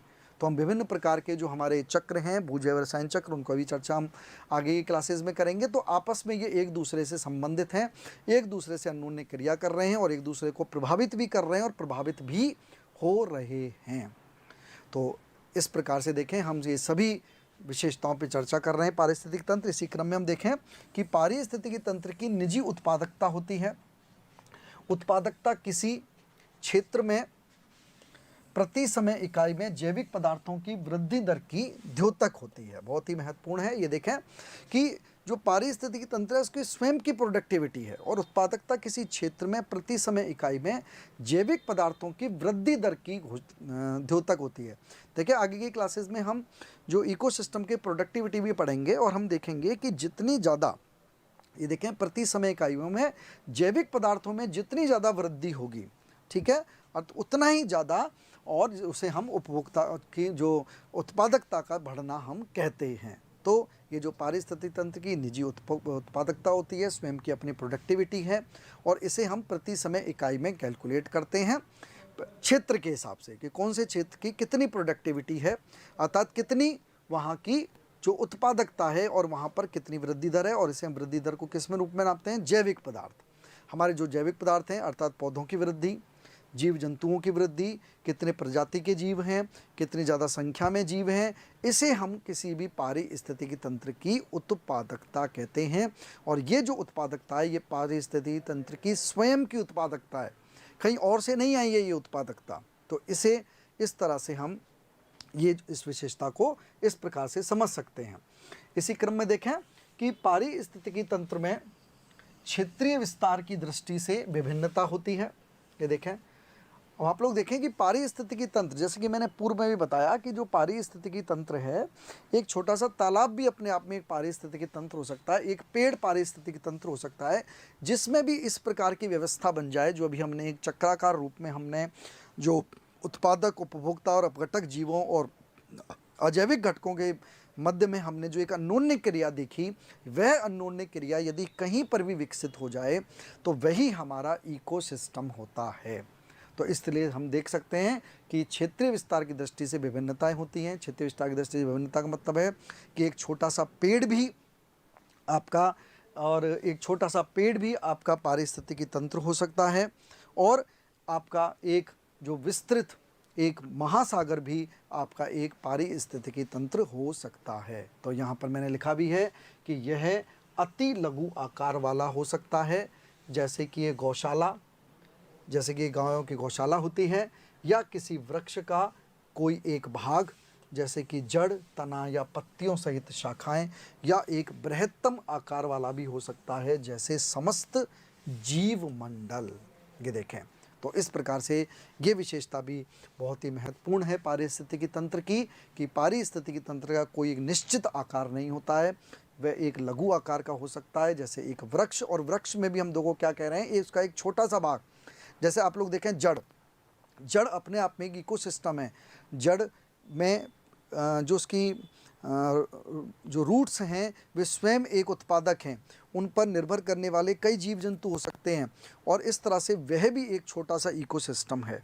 उसी प्रकार से बृहत्तम आकार भी देख सकते हैं, और सबसे बृहत्तम आकार जो है वह पूरा जीव मंडल। आप लोग देखें, सभी जीव जंतु, सभी जो पेड़ पौधे हैं वो सब आपस में और एक अन्योन्य क्रिया के द्वारा आपस में और बंधे हुए हैं, जिसे ही हम इकोसिस्टम कहते हैं। तो इस प्रकार से देखें, ये जो है हमारे पारिस्थितिकी तंत्र है, उनकी ये प्रमुख विशेषताएं हैं, बहुत ही महत्वपूर्ण विशेषताएं हैं। इसी क्रम में हम लोग देखें कि पारिस्थितिकी तंत्र के विकास एवं संवर्धन के कई अनुक्रम होते हैं, सीक्वेंस होते हैं। विकास के अनुक्रमों को संक्रमणकालीन अवस्थाओं, जैसे एक अवस्था से दूसरी अवस्था में विकास को हम सेरे कहते हैं। देखें, जो हमारी जो पारिस्थितिकी तंत्र है उसका जो विकास होता है तो वह कई अवस्थाओं में होता है, और एक अवस्था से दूसरी अवस्था में जो विकास होता है उसे हम सेरे कहते हैं। बहुत ही महत्वपूर्ण भी है ये, कई एग्जाम में पूछा जाता है कि सेरे हम किसे कहते हैं, क्योंकि आप लोग देखेंगे कोई भी जो इकोसिस्टम है वो एक साथ विकसित नहीं होता, कई अवस्थाओं में विकसित होता है। इस तरह से सेरे पारिस्थितिकी तंत्र के श्रृंखलाबद्ध विकास को प्रदर्शित करता है, जो प्राथमिक अनुक्रम प्राइमरी सेसेशन से प्रारंभ होकर अंतिम अनुक्रम में समाप्त होता है, जिसे हम चरम क्लाइमैक्स या जलवायु चरम या क्लाइमेटिक क्लाइमैक्स कहते हैं। तो इस प्रकार से देखें कि जो हमारा पारिस्थितिकी तंत्र है वह विभिन्न अवस्थाओं से, अनुक्रमों से गुजरता हुआ और अपने चरम को प्राप्त कर लेता है। चरम को प्राप्त करने का मतलब है कि पूरा जो पारिस्थितिकी तंत्र है उनमें जो जीव जंतु हैं, पेड़ पौधे हैं, जितनी भी जैविक और अजैविक क्रियाएं, उनमें एक बहुत अच्छा एक अन्योन्य क्रिया का सिस्टम डेवलप हो जाता है, और उसे हम उसकी चरम अवस्था कहते हैं, जिसे हम जलवायु चरम भी कहते हैं। अंतिम अनुक्रम को प्राप्त करने के बाद में पारिस्थितिकी तंत्र सर्वाधिक स्थिर दशा को प्राप्त हो जाता है। तो ये भी बहुत ही महत्वपूर्ण प्रश्न है, आप लोग देखें। और एक अवस्था से दूसरी अवस्था जो बदल रही है उसे हम सेरे कहते हैं, इसको भी आप ध्यान देंगे, और ये श्रृंखलाबद्ध रूप में होता है। और लास्ट में हमने कंक्लूजन में बता दिया, जो अंतिम अनुक्रम प्राप्त हो जाएगा, ठीक है, और ऐसी स्थिति में जब अंतिम अनुक्रम प्राप्त हो जाएगा उसका सक्सेशन प्राप्त हो जाएगा, तो इसका मतलब जो पारिस्थितिकी तंत्र है वो एक स्थिर अवस्था में आ जाएगा। स्थिर अवस्था का मतलब ये नहीं है कि उसका जो गतिक जो प्रक्रिया है वो समाप्त हो गई। स्थिर दशा का मतलब यही है कि अब उसके अंदर इस प्रकार का एक तंत्र विकसित हो चुका है पारिस्थितिकी तंत्र में कि उसके अंदर जो पेड़ पौधे, जीव जंतु आपस में जो जैविक घटक हैं, उनके अंतर्गत एक स्वस्थ और एक तंत्र का निर्माण हो गया है। और यदि उनमें कोई अव्यवस्था भी उत्पन्न होगी थोड़े बहुत लेवल की, तो वे स्वतः ही पुनः अपनी व्यवस्था वो बना लेंगे। तो इस प्रकार की जो स्थिति है वे अंतिम अनुक्रम को प्राप्त होती है, और जिसे हम अंतिम क्लाइमेक्स कहते हैं, चरम कहते हैं, जिसे हम जलवायु चरम के नाम से भी जानते हैं। तो ये भी एक बहुत ही महत्वपूर्ण विशेषता है, और इसमें आप लोग जो शेरे है इसको ध्यान देंगे। क्लाइमेक्स हम किसे कहते हैं इसको भी आप लोग ध्यान देंगे। अब हम अंतिम विशेषताओं की तरफ आगे बढ़ते हैं। तो ये देखें कि जो पारिस्थितिकी तंत्र है ये प्राकृतिक संसाधन तंत्र होते हैं, अर्थात यह है प्राकृतिक संसाधनों का प्रतिनिधित्व करता है। पारिस्थितिकी तंत्र संरचित तथा सुसंगठित तंत्र होता है। जैसे कि हमने बताया कि कई संरचनाएं होती हैं। संरचनाओं का मतलब जैसे कि इसमें 4 पोषण स्तर देखे हमने, इसमें हमने उत्पादक देखे, उपभोक्ता देखे, अपघटक जीव देखे, और एक सुसंगठित तंत्र होता है। तो ये सारी विशेषताएं हैं। इसके अलावा देखें प्राकृतिक पारिस्थितिकी तंत्र में अंतर्निर्मित नियंत्रण की व्यवस्था होती है। जैसे कि मैंने बताया कि जो प्राकृतिक पारिस्थितिकी तंत्र है, नेचुरल जो इकोसिस्टम है, तो उसमें अपने आप ही अंतर्निर्मित नियंत्रण की व्यवस्था होती है। यदि कोई भी अव्यवस्था उत्पन्न होती है तो स्वतः ही इस प्रकार से और पुनः नियंत्रण की जो व्यवस्थाएं हैं पुनः उनकी पूर्ति करके और पुनः पूर्व जैसी व्यवस्थाएं कायम कर देती हैं। अर्थात जैसे कि लिखा है कि यदि पारिस्थितिक तंत्र के किसी एक संगठक में प्राकृतिक कारणों से यदि कोई परिवर्तन होता है तो तंत्र के दूसरे संगठक में परिवर्तन द्वारा उसकी भरपाई हो जाती है। अर्थात सभी एक दूसरे से जुड़े हुए हैं। यदि किसी संगठक में कोई परिवर्तन होता है तो दूसरे संगठक में परिवर्तन द्वारा और उसकी पूरी तरह से उसकी भरपाई हो जाती है। अर्थात वो जो इकोसिस्टम है या जो पारिस्थितिक तंत्र है वे अपनी पुनः व्यवस्था कायम कर लेता है। तो ये भी एक बहुत ही महत्वपूर्ण इसकी विशेषता है। तो इस प्रकार से हम लोग देखें कि ये जो पारिस्थितिकी तंत्र की जो विशेषताएं थी इन पर हमने विस्तृत रूप में चर्चा की। अब हम पारिस्थितिकी तंत्र के जो प्रकार हैं हम अब उन पर चर्चा करते हैं। जैसे कि हमने देखा कि जो पारिस्थितिकी तंत्र है, जैसे कि हमने देखा क्षेत्रीय विस्तार की दृष्टि से और उसका कोई निश्चित क्षेत्र नहीं होता है। पारिस्थितिक तंत्र का वह एक छोटे लघु इकाई के रूप में हो सकता है, एक बृहद क्षेत्र के रूप में हो सकता है। तो यहाँ पर हमने कुछ आधार लेते हुए और इन पारिस्थितिकी तंत्रों का प्रकार करने का प्रयास किया है। तो वो आधार हमारा क्या है, पहले आप लोग देखें यहाँ पारिस्थितिकी तंत्र के प्रकार, और इसमें आप लोग देखें कि निवास्य क्षेत्र के आधार पर पारिस्थितिकी तंत्रों को 2 प्रमुख श्रेणियों में विभाजित किया जाता है। ठीक है, जो निवास्य क्षेत्र है हमारे, उनके आधार पर जो पारिस्थितिकी तंत्र हैं उनके हमने 2 प्रमुख श्रेणियों में उनको हम विभाजित करते हैं। निवास्य क्षेत्र के आधार पर पारिस्थितिकी तंत्रों को हमने 2 श्रेणियों में विभाजित किया है। पहला है पार्थिव पारिस्थितिकी तंत्र और दूसरा है जलीय पारिस्थितिकी तंत्र। देखें पृथ्वी के ऊपर हमने पहले बता दिया निवास्य क्षेत्र के आधार पर। अब आप लोग देखें पृथ्वी पर 2 प्रमुख तथ्य हैं, एक तो है जल और दूसरा है स्थल। तो स्थल जो पारिस्थितिकी तंत्र है अर्थात जो भूमि के ऊपर जो पारिस्थितिकी तंत्र है उनको तो हम कहते हैं पार्थिव पारिस्थितिकी तंत्र। और जल में स्थित जो पारिस्थितिकी तंत्र हैं, देखें जल भी स्वयं, क्योंकि हमारे दिमाग में नहीं आता है, सागर, महासागर, तालाब, नदी, ये अपने आप में एक पारिस्थितिक तंत्र है, क्योंकि इनके अंदर भी जलीय जीव होते हैं, जलीय पौधे होते हैं और वो भी अपना एक इकोसिस्टम बनाते हैं। तो जलीय इस तरह से हमने 2 पारिस्थितिक तंत्रों में विभाजित किया है इनको, पार्थिव और जलीय। अब इनके भी हमने कुछ उपविभाजन किए हैं जिनको हम आगे देखते हैं। तो पहले हम चर्चा कर लेते हैं पार्थिव पारिस्थितिकी तंत्र पर। तो आप लोग देखें पार्थिव पारिस्थितिकी तंत्र जिसको हम टेरेस्ट्रियल इकोसिस्टम भी कहते हैं। आप लोग देखें तो भौतिक टेरेस्ट्रियल इकोसिस्टम क्या है, जिनको हम पार्थिव पारिस्थितिकी तंत्र कह रहे हैं, कि भौतिक दशाओं तथा उनके जैविक समुदायों पर प्रभाव के अनुसार पार्थिव या स्थलीय पारिस्थितिकी तंत्रों में विभिन्नताएं होती हैं। अब आप लोग देखें कि स्थल पर भी एक समानता ही नहीं है। कहीं पर घास के मैदान हैं, कहीं पर मरुस्थल हैं, कहीं पर पर्वत हैं, कहीं पर मैदान हैं, तो इसीलिए उनमें भी विभिन्नताएं मिलती हैं। अतः पार्थिव पारिस्थितिकी तंत्र को भी हम कई उपभागों में विभाजित करते हैं। क्या क्या उपविभाग हैं उनके, तो देखें, पहला है उच्च स्थलीय या पर्वत पारिस्थितिकी तंत्र। आप लोग देखें, उच्च स्थलों पर या पर्वतों में वहाँ पर एक पारिस्थितिक तंत्र अलग प्रकार का होगा, वहाँ पर निश्चित रूप में वहाँ की जो भौतिक दशाएं भी अलग प्रकार की होंगी, तो इसीलिए उनको हमने इसके अंतर्गत इंक्लूड किया है। दूसरा है निम्न स्थलीय पारिस्थितिकी तंत्र, जिनको हम एक तरह से मैदानों के रूप में कह सकते हैं। दूसरा है, तीसरा प्रकार का है आपका उष्ण रेगिस्तानी पारिस्थितिकी तंत्र, ठीक है। और चौथा है हमारा शीत रेगिस्तानी पारिस्थितिकी तंत्र, क्योंकि जो हमारे मरुस्थल में उष्ण और ठंडे दोनों प्रकार के होते हैं, तो दोनों में बिल्कुल निश्चित रूप में वहाँ की भौतिक विशेषताओं में, वहाँ के भौतिक तत्वों में, जीव जंतुओं में निश्चित रूप में विभिन्नताएं मिलेंगी। तो इस प्रकार से देखें कि जो पार्थिव पारिस्थितिकी तंत्र अर्थात स्थल पर जो पारिस्थितिकी तंत्र है, उनके हमने उनकी विभिन्नताओं के आधार पर 4 उप विभागों में विभाजित कर दिया। एक पर्वत पारिस्थितिक तंत्र, दूसरा निम्न स्थलीय जिसको हम मैदानी पारिस्थितिक तंत्र भी कह सकते हैं, और तीसरा है उष्ण रेगिस्तानी पारिस्थितिक तंत्र, और चौथा है आपका शीत रेगिस्तानी पारिस्थितिकी तंत्र। अब हमारा दूसरा जो हमारा था वह था जलीय पारिस्थितिकी तंत्र, एक्वाटिक इकोसिस्टम। देखें, जलीय पारिस्थितिकी तंत्र या एक्वाटिक जो इकोसिस्टम की यदि हम बात करें, तो आप लोग देखें कि जो जलीय पारिस्थितिकी जो तंत्र है उसको हम 2 प्रमुख उपभागों में विभाजित करते हैं। तो आप लोग देखें, जो जिस प्रकार से हमने पार्थिव जो हमारा इकोसिस्टम था, पारिस्थितिक तंत्र था, उसको हमने 4 प्रकारों में हमने विभाजित किया, उपविभाजित किया, उसी प्रकार से हम जलीय पारिस्थितिक को 2 भागों में बांट देते हैं। तो निश्चित रूप में वो 2 भाग हमारे समक्ष वैसे ही दिमाग में आ जाते हैं। एक तो होता है ताजे जल वाले, ठीक है, फ्रेश वाटर वाले, जिनको महाद्वीपों पर स्थित जलीय भाग पारिस्थितिकी तंत्र भी कहते हैं। अर्थात महाद्वीपों पर जो जलीय भाग हैं, जैसे नदी में जो ताज़ा जल है, झीलों में ताज़ा जल है, तालाबों में जो ताज़ा जल है, उसकी हम यहाँ पर बात कर रहे हैं।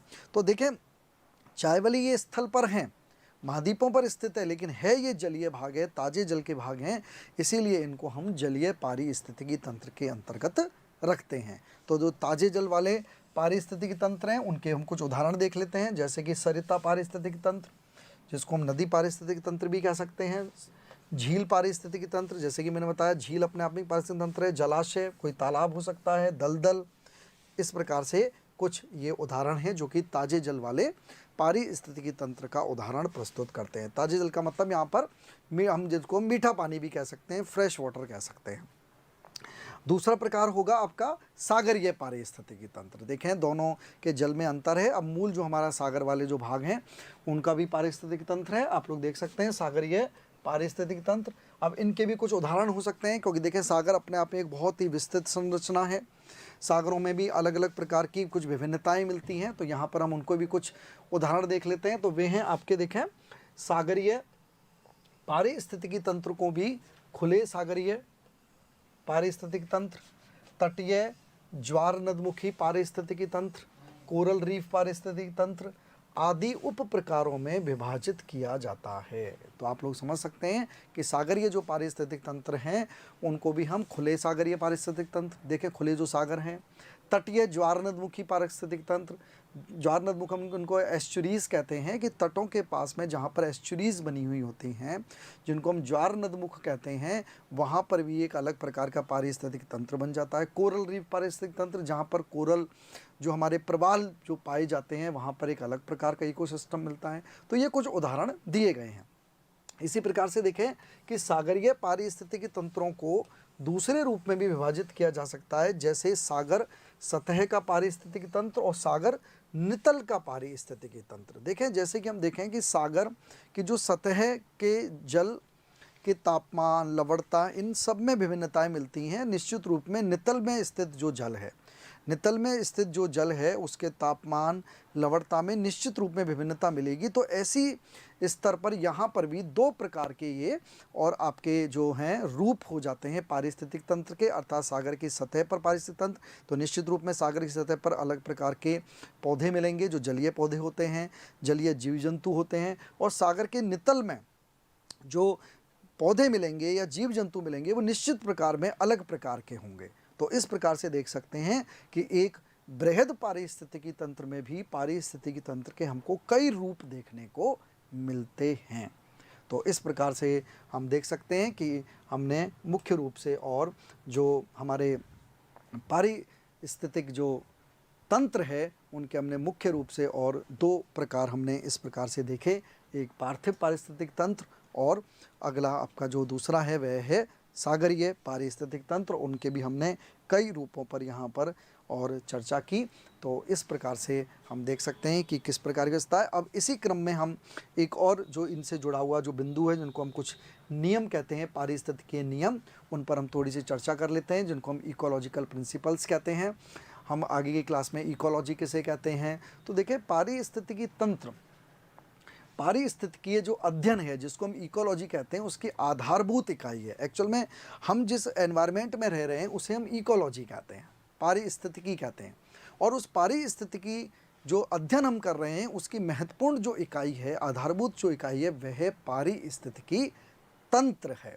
तो यहाँ पर हम कुछ इकोलॉजिकल नियमों की बात करते हैं। तो पहला जैसे कि मैंने लिखा है कि पारिस्थितिकी तंत्र पारिस्थितिकी अध्ययन की आधारभूत इकाई है। अर्थात हम जो अध्ययन करते हैं पूरे इकोसिस्टम का उसे हम इकोलॉजी कहते हैं और उसकी जो यूनिट है वह पारिस्थितिकी तंत्र है।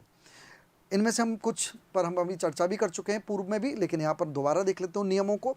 दूसरा नियम है इकोलॉजिकल नियम कि भौतिक एवं जैविक प्रक्रम प्रोसेस एक रूपतावाद के नियम लॉ ऑफ यूनिफॉर्मिज्म का अनुसरण करते हैं। देखिए यूनिफॉर्मिज्म क्या होता है, एक रूपतावाद का नियम क्या है। जैसे कि हम देखते हैं कि भूगोल के अंतर्गत एक विद्वान है जेम्स हटन महोदय, उन्होंने ये सिद्धांत दिया एक रूपतावाद का सिद्धांत। और उन्होंने ये एक रूपतावाद का जो सिद्धांत है वह और स्थलाकृतियों के निर्माण के लिए दिया था और उनकी तुलना उन्होंने जीवों से की थी। तो यहाँ पर आप लोग समझ सकते हैं कि एक रूपतावाद का नियम का तात्पर्य यही है कि हम इकोलॉजी के अंतर्गत ये पढ़ते हैं कि जो जीव हैं, आप लोग देखें उनका जो जीवन है वो एक चक्र के रूप में होता है। एक रूपतावाद का मतलब है कि सभी, कोई सा भी जीव हो, एक रूपता मतलब सब में एक रूपता मिलती है, कहीं पर भी फर्क नहीं है। जैसे हम कोई भी उदाहरण ले लें, जैसे मान लो हम कोई भी एक जीव ले लें, मान लो हमने ले लिया शेर, तो आप लोग देखें यदि शेर भी है तो उसका भी वही जीवन चक्र होगा जो एक खरगोश का होगा, जो एक छोटे पौधे का होगा, जो एक मानव का होगा। अब वो जीवन चक्र क्या है यदि हम उसे समझ जाएं तो हम एक रूपतावाद समझ जाएंगे कि हम यहाँ ये कह रहे हैं कि सभी, चाहे वो भौतिक जीव हों या जैविक प्रक्रम हों, उन सब में एक रूपता मिलती है। वह एक रूपता क्या है तो आप लोग देखें, जैसे मान लो हम मानव का उदाहरण लेते हैं, जैसे मानव का जन्म होता है, ठीक है, जैसे किसी पौधे का जन्म हुआ, ठीक है, उसके बाद में जब वह आगे वृद्धि करेगा तो उसकी अवस्थाएं होती हैं, एकदम से ही उसके अंगों का विकास नहीं होता है, धीरे धीरे मानव के जो अंग हैं उनका धीरे धीरे विकास होता है। और धीरे धीरे जो विकास की जो अवस्थाएं हैं, ठीक है, जैसे कि पहली वाली जो अवस्था है उसे हम शिशु अवस्था कहते हैं, बाल्य अवस्था कहते हैं, फिर धीरे धीरे आपके उत्तर वाली अवस्था आएगी, किशोरावस्था आएगी, युवावस्था आएगी, प्रौढ़ावस्था आएगी, जीर्णावस्था आएगी और जीर्णावस्था के बाद में पुनः जहाँ पर मानव का जन्म हुआ, जिन तत्वों से मानव का निर्माण हुआ, जीवन समाप्त होने के बाद में पुनः विकटित रूप में वे तत्व पुनः जिन तत्वों से उसका निर्माण हुआ वे पुनः उन्हीं तत्वों में मिल जाएगा।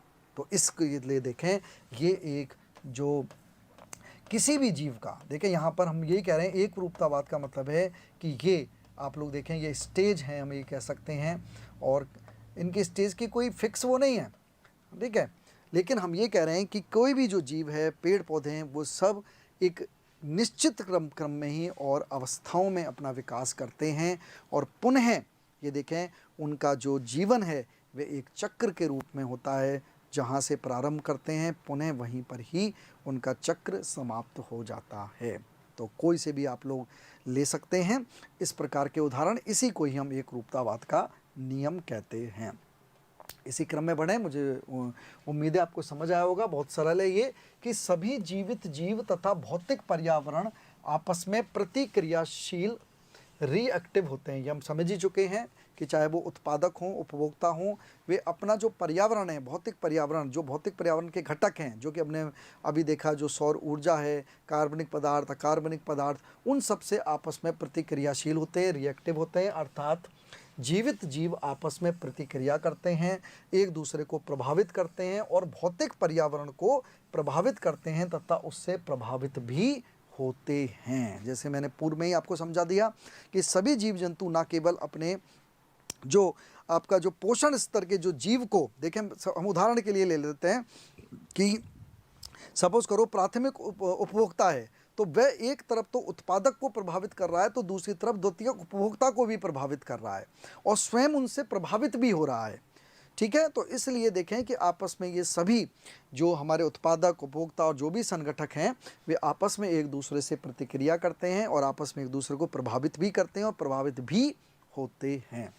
तो मूल रूप में, हालांकि हम इन नियमों को पूर्व में ही हम उनके विशेषताओं में समझ चुके हैं, लेकिन इनको हम इकोलॉजिकल रूल्स कहते हैं, नियम कहते हैं, तो आपको ये पता होना चाहिए और इनसे महत्वपूर्ण प्रश्न भी बनते हैं। इसी क्रम में देखें, ये ऊर्जा से संबंधित नियम है और जिसके बारे में हम आगे की क्लासेस में भी बहुत विस्तृत रूप में चर्चा करेंगे, जिनको हम ऊर्जा का प्रवाह के टॉपिक के अंतर्गत पढ़ेंगे। पारिस्थितिक तंत्र में ऊर्जा का प्रवाह, यहाँ पर उसके नियम के रूप में देख लेते हैं कि पारिस्थितिकी तंत्र ऊर्जा के निवेश मुख्य रूप से सौरिक ऊर्जा द्वारा संचालित एवं कार्यशील होते हैं। जैसे कि हमने पूर्व में बता दिया कि पारिस्थितिकी तंत्र में ऊर्जा का एकमात्र जो प्रमुख स्रोत है वह सौरिक ऊर्जा होता है। किस रूप में होता है कि पारिस्थितिक तंत्र में ऊर्जा प्रतिरूप तथा ऊर्जा प्रवाह ऊष्मा गतिकी के प्रथम और द्वितीय नियमों द्वारा नियंत्रित होता है। प्रथम नियम ये कहता है कि स्थिर द्रव्यमान वाले किसी तंत्र में ना तो ऊर्जा का निर्माण होता है और ना ही उसका विनाश होता है, परंतु ऊर्जा एक रूप से दूसरे रूप में परिवर्तन होता है। तो ये हमने देखा ही कि सूर्य से जो ऊर्जा मिली उसको उत्पादक ने ग्रहण किया, उसके बाद में वे प्राथमिक उपभोक्ता में गई ऊर्जा, फिर द्वितीयक उपभोक्ता में गई, तृतीयक उपभोक्ता में गई और विघटित होकर के वह पुनः और इस तरह से उसका रूप परिवर्तित हो गया। तो ये एक तरह से ये जो स्थिर द्रव्यमान जो हमारा ऊर्जा का जो ये प्रथम नियम कहलाता है, ऊर्जा गतिकी का ये प्रथम नियम है कि ऊर्जा का जो ना तो निर्माण होता है और ना ही उसका विनाश होता है, बल्कि ऊर्जा केवल एक रूप से दूसरे रूप में परिवर्तित होती है। तो बिल्कुल हम इसको पारिस्थितिक तंत्र में भी चेक कर सकते हैं। दूसरा नियम क्या कहता है कि जब, बहुत ही महत्वपूर्ण, देखें, कार्य होता है तो ऊर्जा खर्च होती है, तथा जब ऊर्जा का एक रूप से दूसरे रूप में परिवर्तन होता है तो कार्य होता है। देखो, बहुत ही एक दूसरे से बातें जुड़ी हुई हैं, जिसे हम आगे की क्लासेस में भी देखेंगे कि जब आप लोग देखें कि कार्य होगा, कोई व्यक्ति कार्य करेगा तो निश्चित रूप में ऊर्जा खर्च होगी, नष्ट होगी, और जब ऊर्जा का रूप परिवर्तित होगा, जैसे कि सपोज करो कि उत्पादक से उपभोक्ता में जा रही है, तो निश्चित रूप में यदि ऊर्जा में परिवर्तन हो रहा है तो कार्य हो रहा है। अर्थात हम समझ सकते हैं यदि कार्य हो रहा है तो ऊर्जा भी खर्च होगी। नष्ट नहीं कह रहे हैं, हम इसको खर्च कह रहे हैं, कंज्यूम कह रहे हैं हम इसे। ठीक है, तो ये इसका दूसरा नियम है। और जो पारिस्थितिकी तंत्र है, इसमें ऊर्जा जो गतिकी के दोनों नियमों का पूरी तरह से ही और नियंत्रण होता है ऊर्जा प्रवाह के रूप में। तो इसको हम आगे भी विस्तृत डायग्राम के द्वारा इस टॉपिक को अलग से ऊर्जा पारिस्थितिक तंत्र में ऊर्जा प्रवाह टॉपिक के अंतर्गत पढ़ेंगे। यहाँ पर केवल एक नियम के रूप में ये बताया गया है।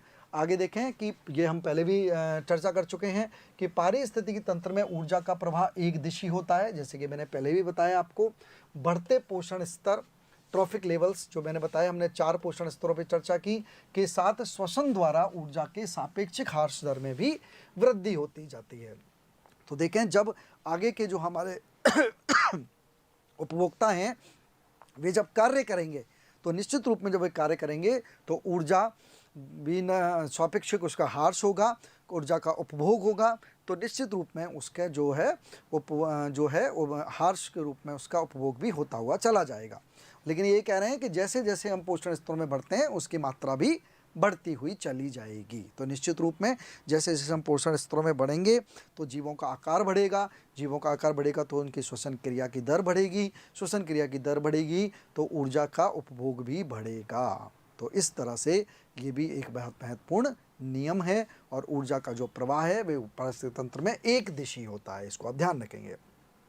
अगला नियम है, बहुत ही महत्वपूर्ण है, कि पारिस्थितिकी तंत्र में विभिन्न तत्वों तथा पदार्थों का गमन चक्रीय रूप में होता है। ये तो मैंने आपको पूरा चक्र के रूप में समझा दिया था कि एक तरह से जो हमारे उत्पादक हैं उन्होंने अपने भोजन का निर्माण किया, विभिन्न पोषक तत्वों को ग्रहण करके, सौरिक ऊर्जा को ग्रहण करके, और पुनः वे अपघटक जीवों के द्वारा वे तत्व पुनः उन्हीं स्थितियों में और निवेशित कर दिए जाते हैं और एक चक्र कंप्लीट हो जाता है। तो यहाँ पर हम देख लें कि पदार्थों का चक्रण इस प्रकार होता है कि इन तत्वों तथा पदार्थों का सकल भार प्राय समान रहता है। पदार्थों एवं तत्वों का यह चक्रण भू जैव रसायन चक्रों द्वारा संपादित होता है, जिनको हम बायोकेमिकल साइकिल्स होते हैं। बहुत प्रकार के हम चक्रों को हम आगे की क्लासेस में पढ़ेंगे, जैसे कि ऑक्सीजन चक्र, कार्बन चक्र, भू जैव रसायन चक्र।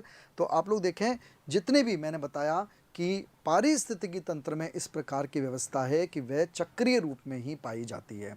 चक्रीय रूप का तात्पर्य यही है कि कोई भी जो तत्व का निर्माण हुआ वह नष्ट नहीं होगा, वह पुनः निवेशित अवश्य होगा।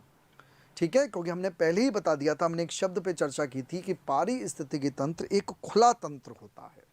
खुला तंत्र का मतलब है कि हम जो भी निवेश, हमने जो भी तत्व ग्रहण किए वो नष्ट नहीं होंगे, उनका उपभोग हो जाएगा, उनका रूप बदल जाएगा और पुनः उन तत्वों की पूर्ति पुनः आपको पारिस्थितिकी तंत्र के अंतर्गत कर दी जाएगी।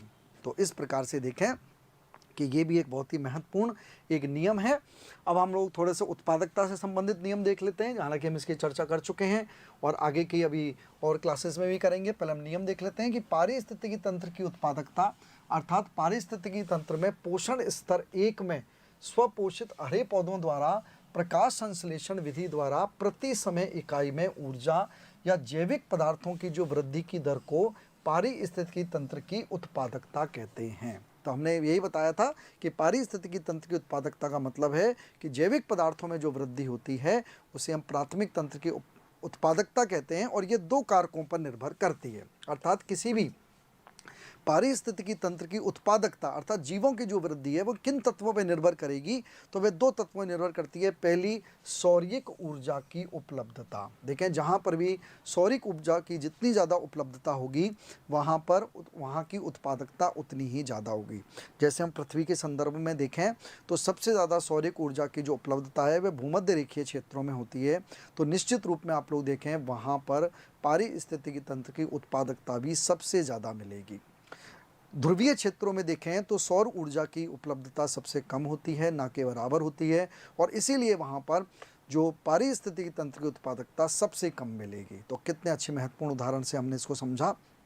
देखें, दूसरा जो इसका कारक है वह है हरे पौधों की सौरिक ऊर्जा को रासायनिक ऊर्जा में परिवर्तित करने की क्षमता या दक्षता। तो ये भी निर्भर करता है कि जो हरे पौधे हैं वो जो सौरिक ऊर्जा है, क्योंकि देखिए सौरिक ऊर्जा के रूप में नहीं रहेगी, उसे किस में बदलना पड़ेगा, क्योंकि जो उपभोक्ता हैं वो रासायनिक ऊर्जा के रूप में ग्रहण करेंगे। तो उन हरे पौधों में कितनी क्षमता है कि वो सौरिक ऊर्जा को किस में बदल दें, रासायनिक ऊर्जा में बदल दें, उनमें कितनी क्षमता है, इस पर निर्भर करती है कि उसकी जो पारिस्थितिकी तंत्र की उत्पादकता कितनी अधिक होगी। तो इस प्रकार से हम देख सकते हैं कि ये भी एक बहुत ही महत्वपूर्ण नियम है।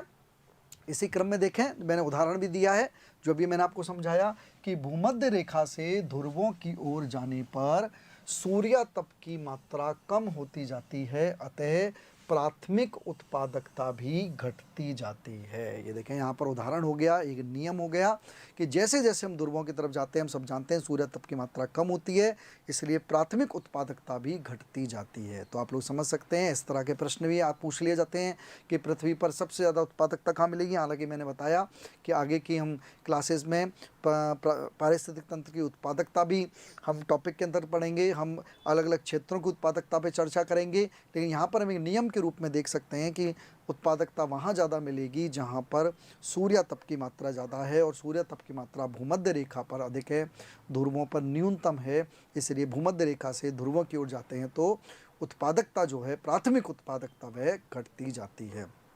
स्पष्ट है कि सूर्य तप एवं प्राथमिक उत्पादकता में धनात्मक संबंध होता है। बहुत ही महत्वपूर्ण बात है, आप लोग देख सकते हैं ग्राफ के रूप में अपने दोनों में एक धनात्मक संबंध है। ये देखें, एक तरफ सूर्य तप है ये देखें सूर्यातप, और ये जिस सूर्यातप बढ़ रहा है, इधर देखें इधर की तरफ, तो इसी तरह से आपकी उत्पादकता भी बढ़ रही है। ये देखें वाई एक्सिस पर हम उत्पादकता बना देते हैं इस तरह से। ग्राफ में इनमें धनात्मक संबंध पाया जाता है। तो ये सभी पारिस्थितिकीय नियम हैं, इकोलॉजिकल जो अध्ययन के द्वारा, इकोसिस्टम के अध्ययन के द्वारा हमें प्राप्त हुए हैं।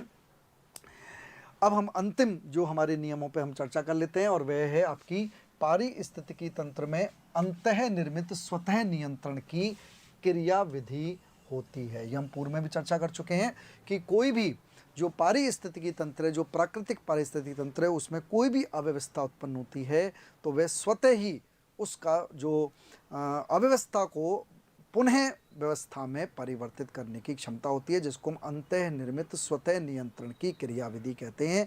और इसे एक नए शब्द के नाम से भी जाना जाता है, इसे हम होम्योस्टैटिक क्रियाविधि भी कहते हैं। बहुत ही महत्वपूर्ण है।